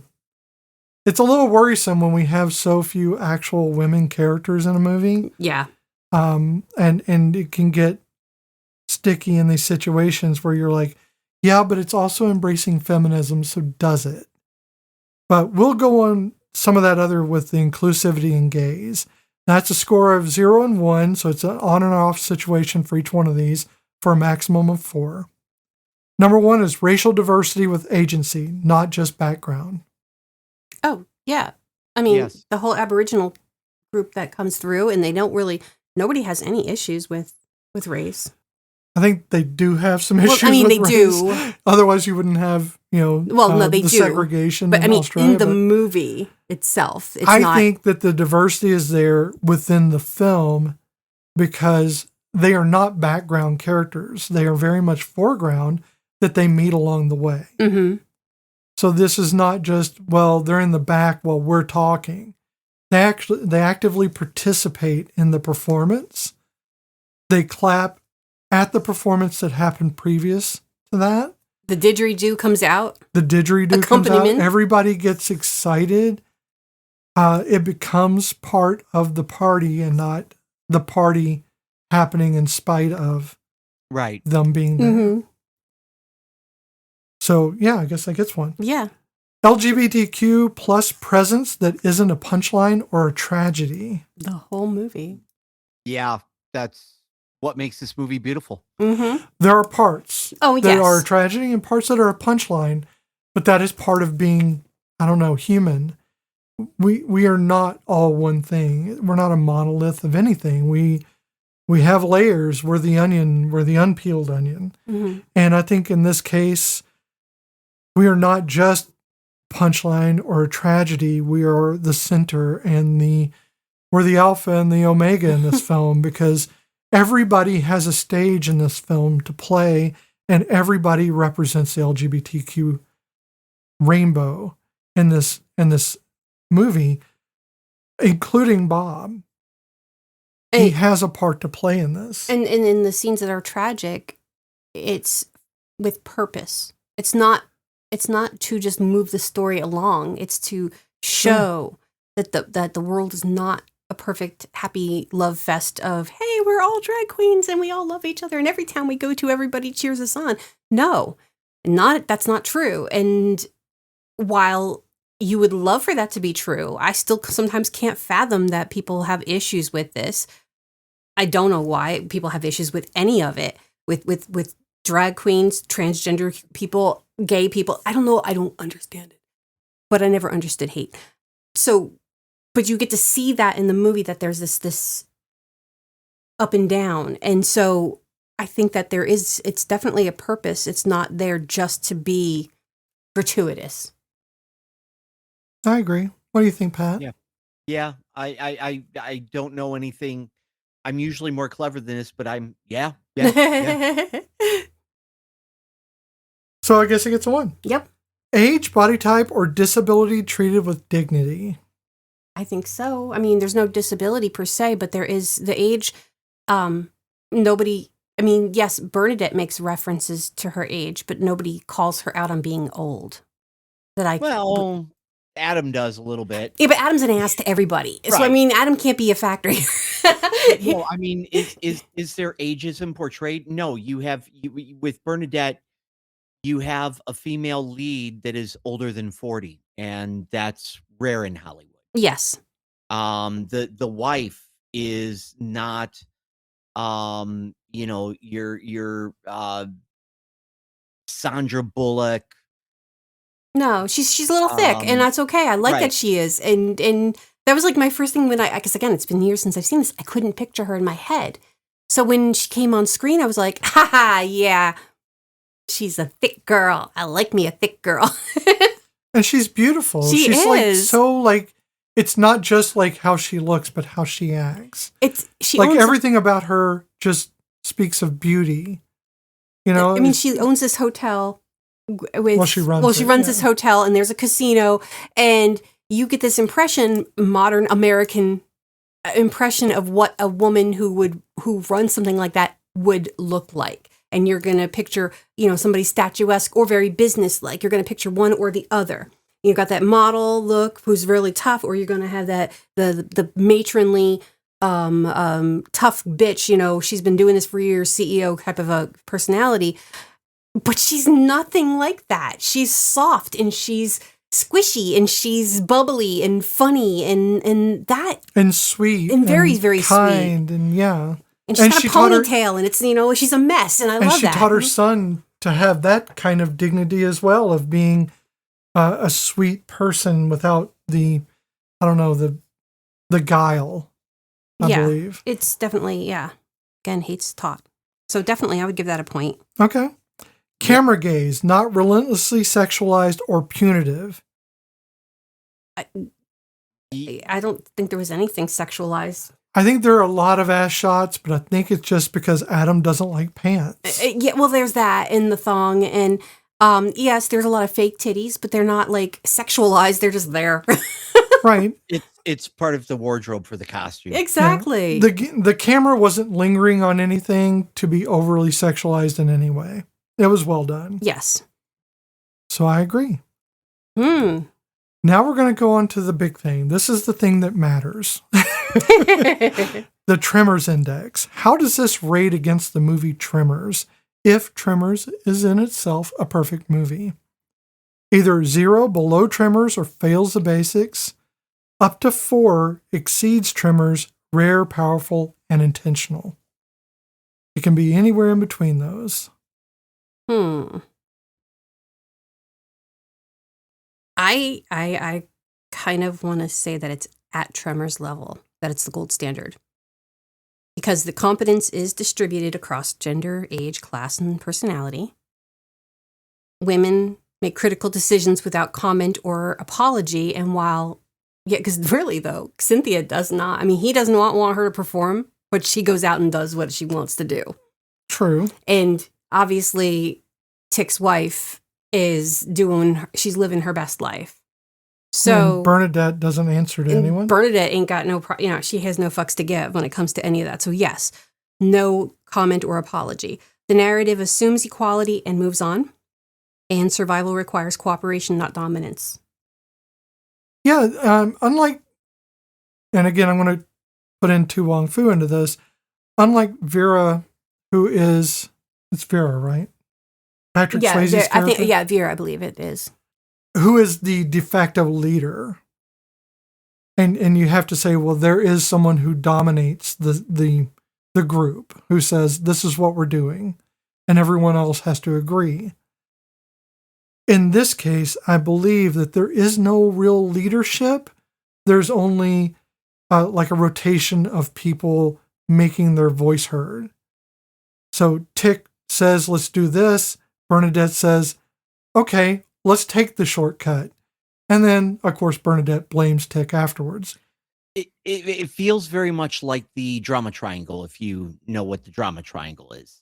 In the drama triangle, whenever you're having relationships with people, you've got somebody who's the oppressor, you've got somebody who is the rescuer, and then you've got somebody who is the oppressed. And in the drama triangle, you can pivot your roles as to who you are.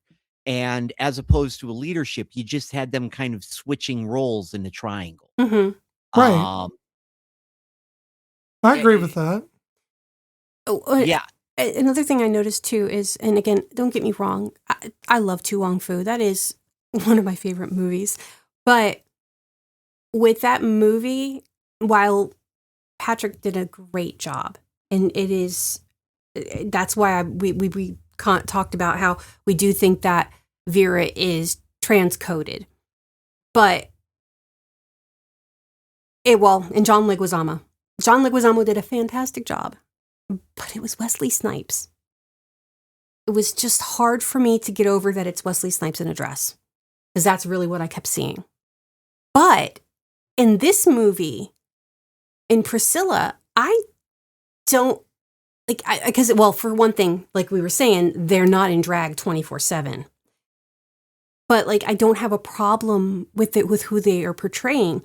Yes, they are queer individuals, and yes, there's trans, and yes, they're drag, and yes, there's a lot going on, but you don't get pulled out by going, oh, well, that's Hugo Weaving.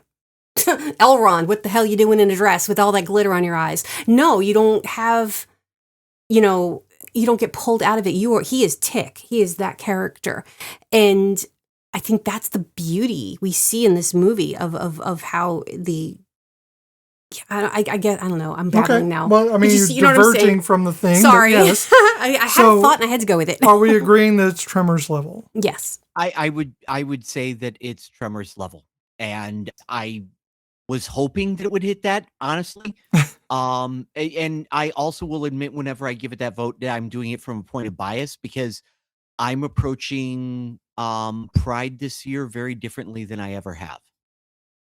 So I'm no longer trying to be. I've only been out for 2 years as bi, and Mm, I've always been the dad. I've always been the hero. Before I was out, I was the ally fighting. And this year, I'm not fighting. I'm not giving a phrase that I used recently with a friend is, "I'm not there to give dad hugs, but God, I really hope I get hugged." No, I that's wanna be I wanna be this 1 year, I wanna know what it's like to just be, because I'm still justifying it.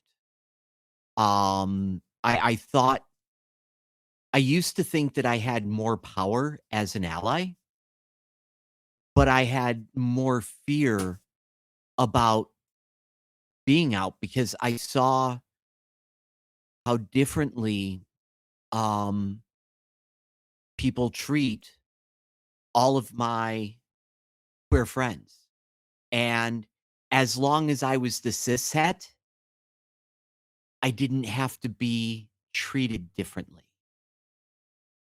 yeah, there's a and retention of privilege that you Mhm. get to yeah, enjoy. Yeah. and then the other thing, and this is gonna be a micro rant, bear with me.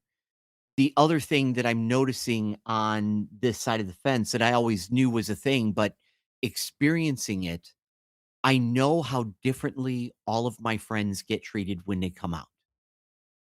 Whenever I talk to people about my kid, I'm like, my kid being trans is not their defining characteristic. Their defining characteristics is their very flat humor, their compassion, their idiosyncrasies. So much more makes my child my child. So much more makes me me. And I'm having people that I have known all of my life ask me questions that they never would have asked before. And I'm just like, oh, sunshine, what the fuck is going on here? Um, and this hurts because I I didn't think you would ever see me differently, and you do, and you're pretending to be enlightened, but fuck. I understand No, that. we understand that on a And, deep level. I mean, saying, "Well, I did it so I could be the powerful dad. I did it so that I could have more power as an" No, I did it because I was scared. And, um, I I spent most of my life ashamed of it. I mean, when you grow up in church culture, um you're not gay. You have same-sex attraction. Now, and I'm just forgive me for a moment. Um, as an adolescent going through puberty, I would look at Roxanne and something would tingle inside of me and my heart would go pitter. But when I looked at Daniel, my heart would go pitter patter. And so, the pitter patter over here was normative. I just couldn't have sex with her because church said that would be bad. But I could be attracted to her. Over here, this was same-sex attraction. I wasn't gay because I still wanted Roxanne, and bi was just not something that we registered as a thing back then. And, I think bi and trans, we still don't in the way that we need to. But, so I had all of this shame. I was praying for God to take away the same-sex attraction thing. And then I lived my life as a minister, and then when I left that world, um, there were a few people in my life that knew, but it was just not a big deal because there was this very tight group of people. Um, my outing was not by my own choice. I had to get ahead of somebody that thought that by doing this, they were going to expose me as a fraud or this thing or that thing. So I wrote my little Miami Vice article, which is a damn fine article. Um, and that was my way of just, okay, you know what? I always tell my kid, you know what the great news is? Because when my kid first came out, they weren't fully out. And I always said, the good news is you get to control that narrative. Who you tell, when, and why. I'm like, all right, well, I'm kind of painted into a corner here. I'm going to tell my own story and I'm going to make it as 80s cool as possible. And it will also explain why I dress the way I do. Because There you go. I love my pastels. I love I love my linen suits. I like spiking up my hair and wearing watches that have gold tone to them. It's the 80s was fabulous. But yeah, so, I mean, so I'm biased as I watch this movie because I'm seeing this movie. I felt Adam's fear because I've never been in that position, but I felt the fear of after discovery, you can't get out of a situation Right. and your Yeah. bravado just melts. Mm-hmm. Yeah. The reason why I never like had an official coming out, it was like much like how I didn't out Beth. I would just say I'm my wife. So it just became my wife. I mean, I was in jury duty one time and we were sitting and waiting to be called and do our whole thing. And we're sitting in this room for days. And I met this gentleman, older gentleman, and he worked at the theater. He did community theater and he was a retiree. And we were just sitting and BSing like we do. I'm crocheting and he's talking to a bunch of other people. And I must have said something and I'm like, yeah, well, you're my wife and we do this, da da da da. And then like he does this like double take. And then later on he leans over when it's kind of people are talking about other things and he goes, it's really, really cool that you can just say your wife and not question, like nobody even thinks about it. He goes, when I was coming out, I couldn't ever even say that I was gay, let alone that I was with somebody, let alone a husband. And so it was I was in tears at that point because he was just so sincere and he had tears in his eyes. I mean, it was just emotional. But I never like had a reason to come out as bi. It was just, it's who I am. But with my family, I never said anything because it's a phase. So I don't know if it's like this all over, but where I was in that area, to be bi, especially being female and bi, it's just a phase. It's just, you're just curious. It's a phase. You'll get over it. You'll have babies. You'll get married. Da, da, da, da, da. Well, that's the bi key. Yeah. The bi key is the phase. Because if you are attracted to the opposite sex in any way, suddenly they've declared you no longer bi, but cured of your bi-ness. But you can be attracted to multiple people at the same time. It doesn't mean you're having sex with them. It means you're attracted to them. And I think a lot of cishet people don't get that. They don't. They don't understand that bi is not an on-off situation. It is just who you are. Yeah. The funny part is they live that life every day. And what I mean by that is you can be in a monogamous, committed relationship, be married for 20 years. You've never cheated. You're still straight. Just because you're in a relationship doesn't mean you're no longer straight. You're still heterosexual. You're in a relationship. You're still bisexual. You're in a relationship. You're still gay.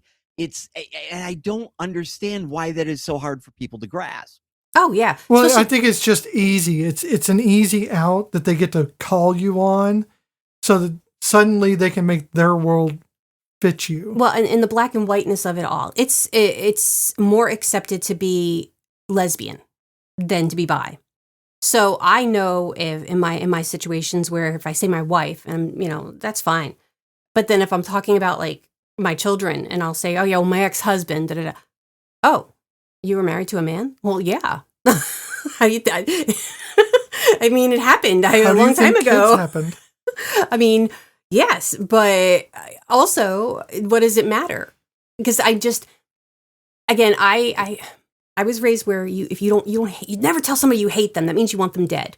But this is also being told to me by people who are very, very racist and very, very hateful. And so but I internalized a lot of that because that's my autism and that's my ADD. Is I internalized what the adults were telling me as law, rule, be a good person. And I was not raised in the church, but I was raised with these morals of being a good person, and how if you're going to be Christ-like, it's because you're going to be a good person in the way that Christ wanted you to be a good person. Fine. I'm not anymore. I'm done with all that. But I'm still trying to be a good person because I always looked at it as if Christianity and God is real, God knows what's in my heart. And I don't have to go to a building. I don't have to go to a place to worship for him to know what's in my heart. So knowing that and keeping that in mind, I would look at other people and I'd see race, but I'd also be like, I think that's cool. Your skin is beautiful. Oh my God, I love your culture. And then I'm told, well, that's appropriation, and that's fine. I will stop appreciating it to that level because I don't want to be considered appropriating your culture. I'm white. I get it. I ain't got no culture. It's what it is. But then I'm told by family members, well, that color's bad, and that color, they're lazy, and this color does this. But well, wait a minute. You told me to be kind to people. And that also transfers over to the LGBTQ plus community because why? Why should the world is pretty fucking awesome? Why do I have to pick a side? There are beautiful people in so many cultures. And it's not about, like we were saying before, it's not about that aesthetic beauty per se, like that shallow beauty that we see that the world wants us to think is beautiful. It is looking at those cultures and it is looking at these people and going, shit. I mean, that is amazing. I can't think of her name because I'm shitty with names, but there was a model that she became really popular back in the early 2000s, young girl.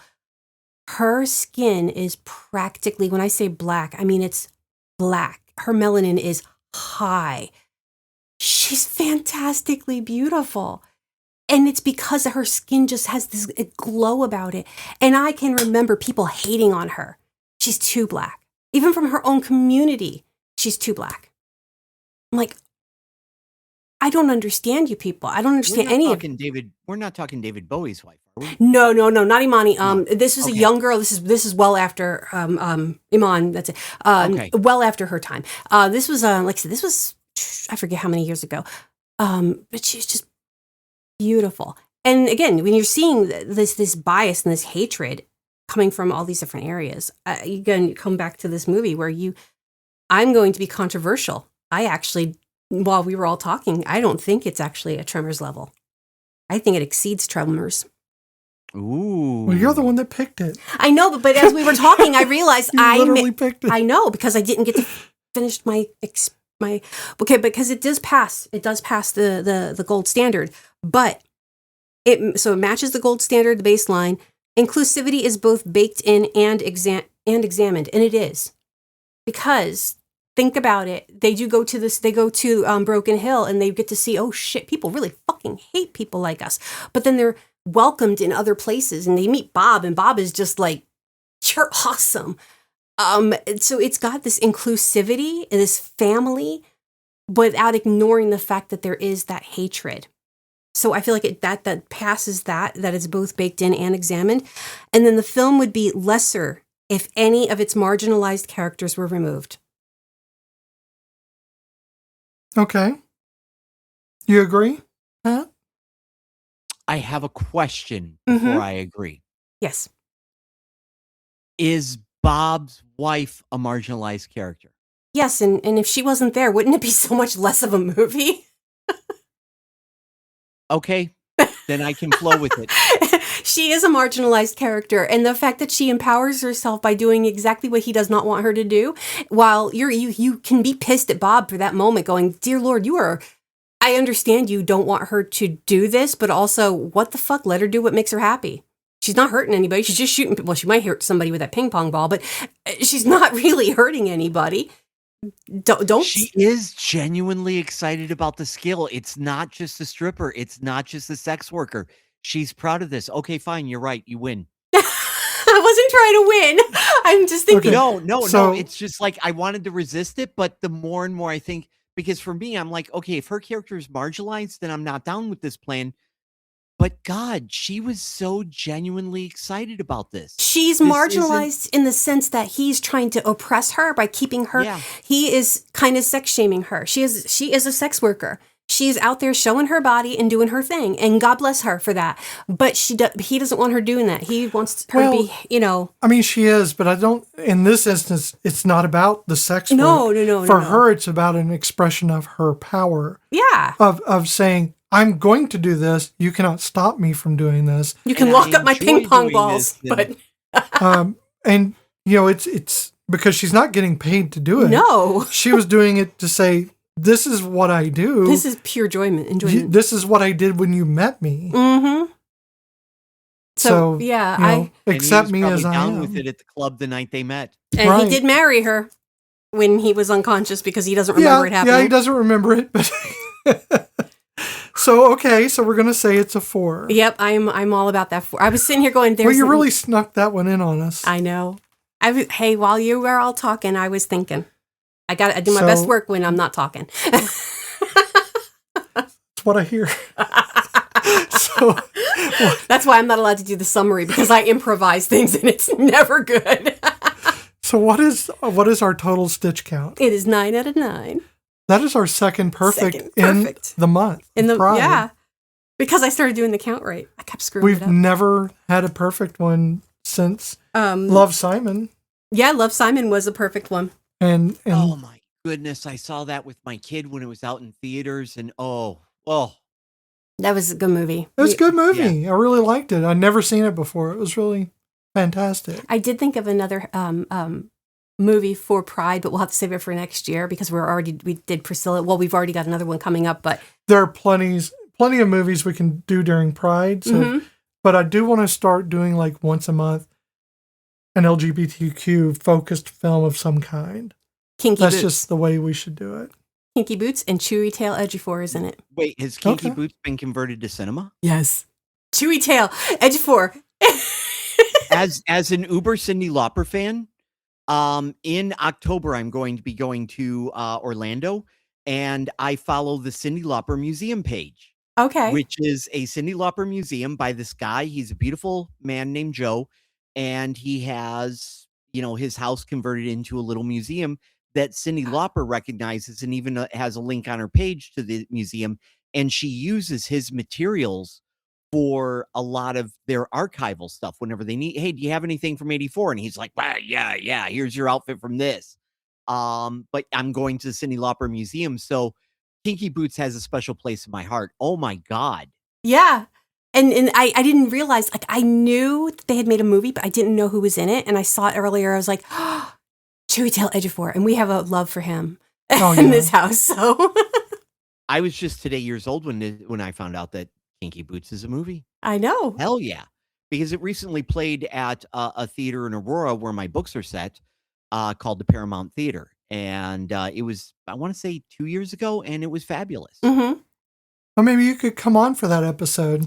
That one I'm down for if you two will have me. No, you're no. Because for me, I'll get fresh discovery. You're going to be like a weekly guest at this point.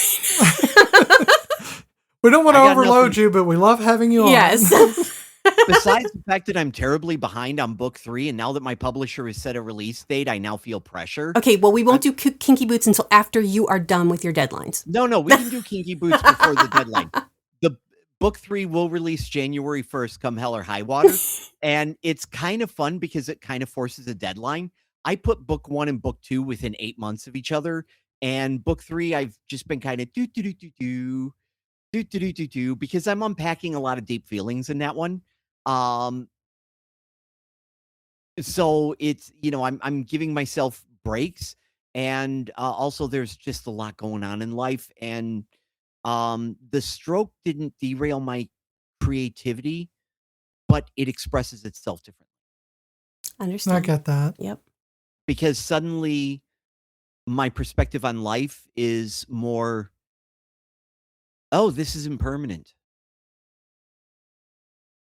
Yeah. Yeah. And That's a harder thing to step away from. esoterically, I know all of my different health issues, and I know that there's only so much time on this earth, but when you actually experience a moment, you're just like, oh, that could have been different. Mhm. And everything feels fragile. And on good days, that fragility is more beautiful. On bad days, that fragility is terrifying. Yeah. Um, That is aptly put because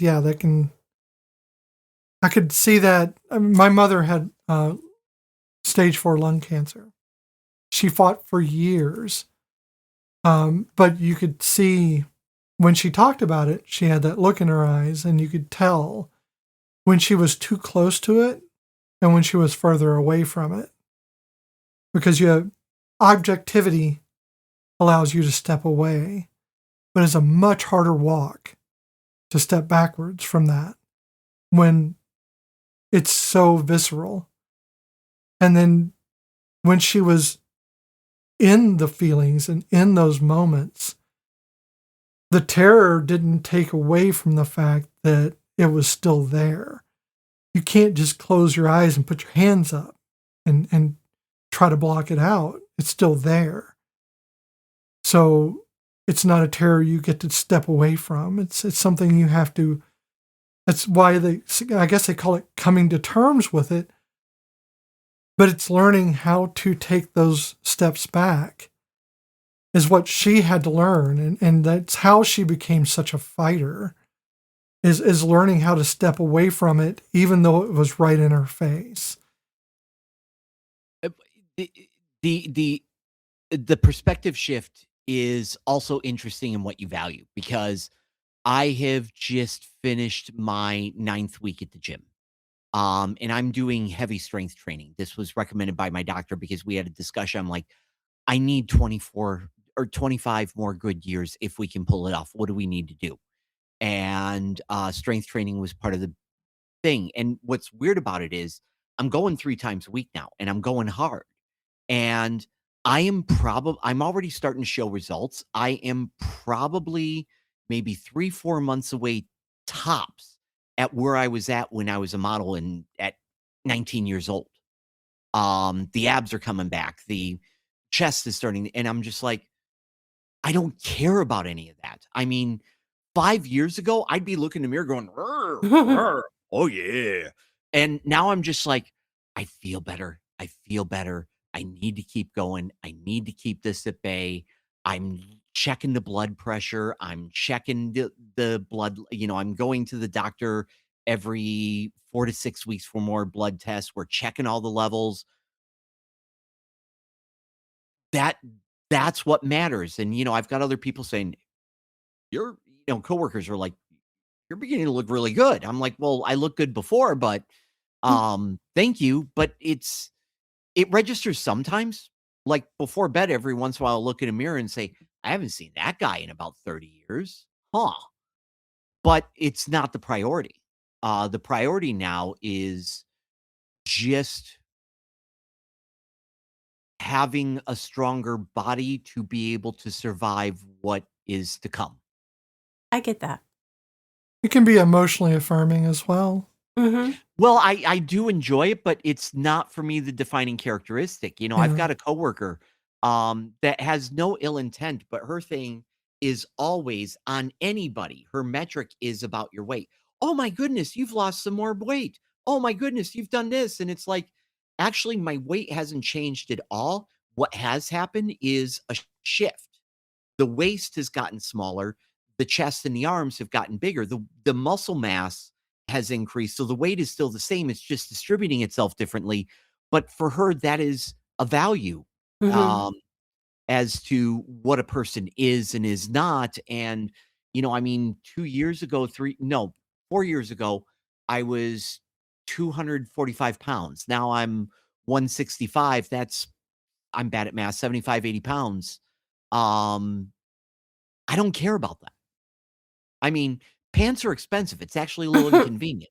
Yeah. It's Trust true. me, I know, 'cause I've been we're always trying to lose weight because for us, it's definitely health issues. My goal is to be able to run around with my grandchildren when if they ever appear, But also, again, I work with 4 and 5-year-olds, so I'd like to get up off the floor and not get up like a 2-year-old. I have to do the whole, toddler ass in the air, kind of get myself up, and I sit on the floor a lot. So you would think that I would be able to do this. So yeah, for me, the weight loss is about being able to function and not so much about looking like I did when I was 18. She was crazy. She was stupid. I don't want to be like her. I meant well, but I was a big hot mess. Oh yeah. Okay, shit. Not much has changed. I have these weird pictures of me that they're me on the beach. I was moving to California, and before I went, my dad they're like, oh yeah, let's go take some professional pictures. And I look at them and I'm like, oh yeah, I look beautiful. But then I remember, oh, my dad took these pictures. This is so weird. It's a little bit weird, but yeah, Jealous that you have those pictures. I mean, I don't have many of them left, but yes. A lot of the pictures from my youth, I like my character Ford. I lived in an apartment above my grandparents' house. It wasn't above the garage. It was the second floor of the house. They used to rent it out the borders, but then they gave it to me at 16. It was so cool. But anyway, after I got married, moved on with my life, that was where I stored all of my negatives. That's where I stored all of my photos, my mementos. And in July of 2001, their house got struck by lightning and everything torched. But my grandparents, being true to form, they had to have an argument for about 20 minutes about whether or not the house was on fire before they left the house. Because that's just what old people Well, I'm glad they got out. Oh, my Lord. No, he's like, Lolly, I think the house is on fire. You're a damn fool. Cable's out. Call the cable company. The phone's dead. I think it's because the house is on fire. Oh, my God. That's my parents. They would be arguing over, oh my God. And then when she finally realized the house was on fire, she yelled at him as if it was his fault. I could almost hear, so when the Hurricane Helene hit, a tree hit the house that my parents were renting. And I could almost hear that same argument with my mom and my stepdad, almost verbatim about a tree hit the house. No, it didn't. I can hear. And I had to stop myself from saying their names because they always say their names at each other. Right. It's always in third person. Oh my God. So Pat, what else do you have going on? You said you're doing a third book. Yeah, I'm writing book 3 in this series, and I'm really toying around. I'll get to that in a moment. Book 3 is, you've got book 1, which is Hearts of Glass, Fade Away, or Hearts of Glass Living in a Real World. Book 2 is Hearts of Glass Fade Away and Radiate. Book 3 is Hearts of Glass Die Young, Stay Pretty. That one releases January 1st. Book 1 and book 2, I'm obviously still trying to beg people to read them because I think that they're beautiful stories. The zine is a very beautiful thing that we're working on. And the zine is called Thrive. And the first issue is Thrive and Survive First Aid. First aid is this whole idea of what do you do when you're in a moment, when you're in a traumatic moment? And it's submissions from people about the poems, letter to younger selves, art, all of these ideas about how they survived the moment. And as I assembled it, I put together this very beautiful homage to what zines were in the 90s when the Riot Girl movement was on. I wanted it to have that similar vibe, that similar texture, that similar flow. And I feel like we executed it. 100% of the proceeds goes to Guardian Angel Home locally here, which is, or it's actually just called Guardian Angel in Joliet, Illinois. They're a center for domestic violence and sexual assault. Then there's Beacon of Hope and Healing, which does something a little bit different, but close. What they do is they connect veterans' families to resources. Because, your veteran, they have resources, not adequate ones, but they exist. For the families, of a veteran that's going through PTSD or addiction or something else. There isn't as much. So this organization specifically helps them. And as a child uh, of a father who served during Vietnam, um, that one meant enough to me to be able to include them in this.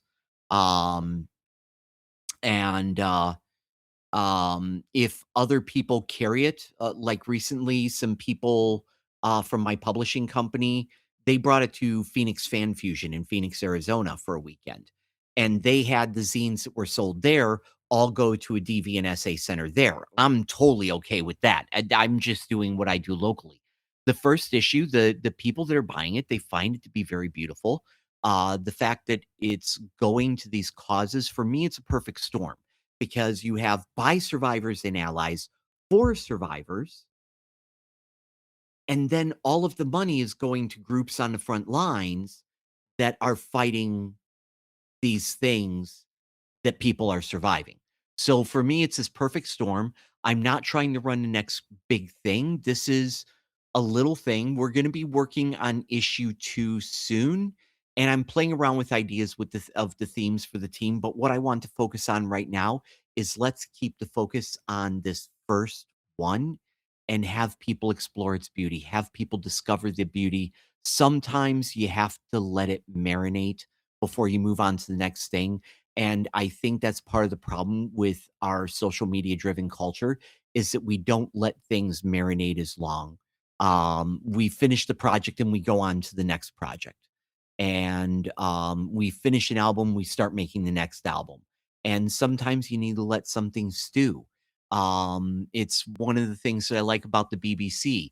You don't have a new season guaranteed a couple months down the road. Sometimes you got to wait a year or two because they're letting that season marinate, that whopping 10 episodes compared to our 37.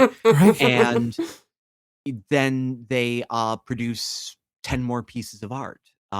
So Except that Torchwood one is a season 3. project that's dear to my heart. And what's fun is they're interconnected because my real life experiences created the Hearts of Glass series.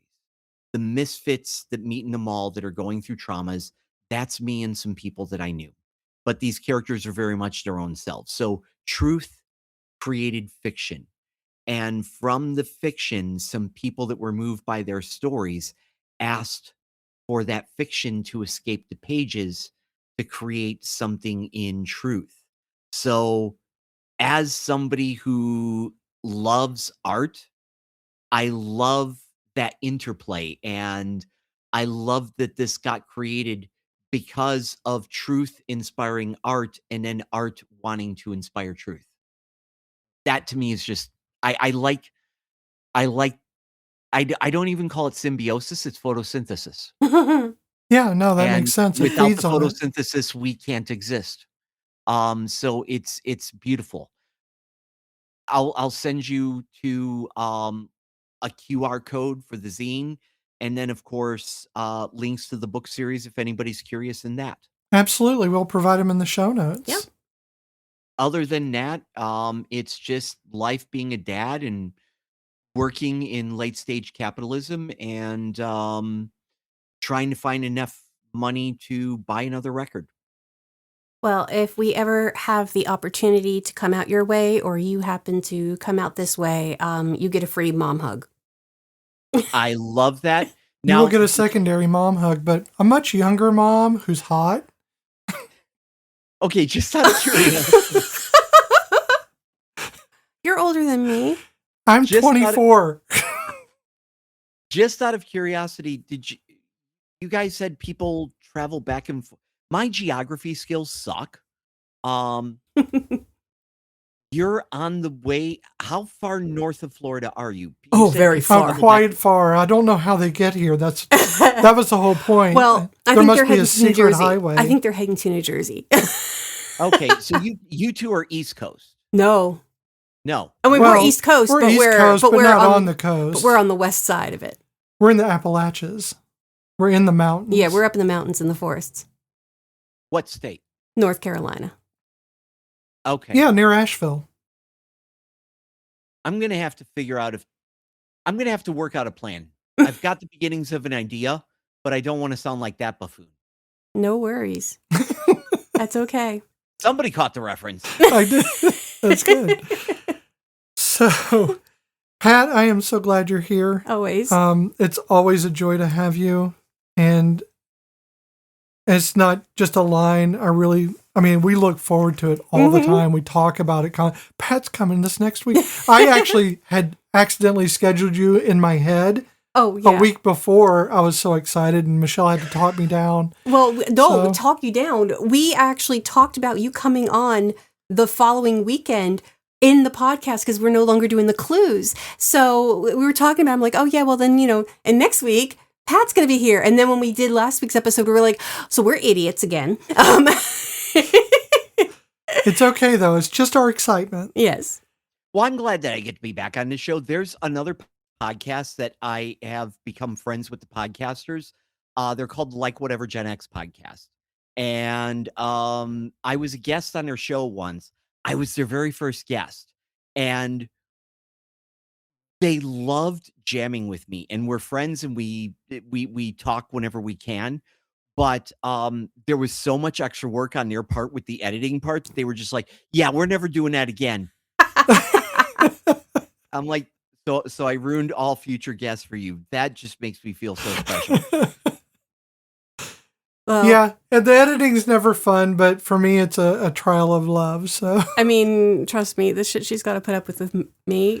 Well, you've seen me. I beep everything I'm always beeping myself.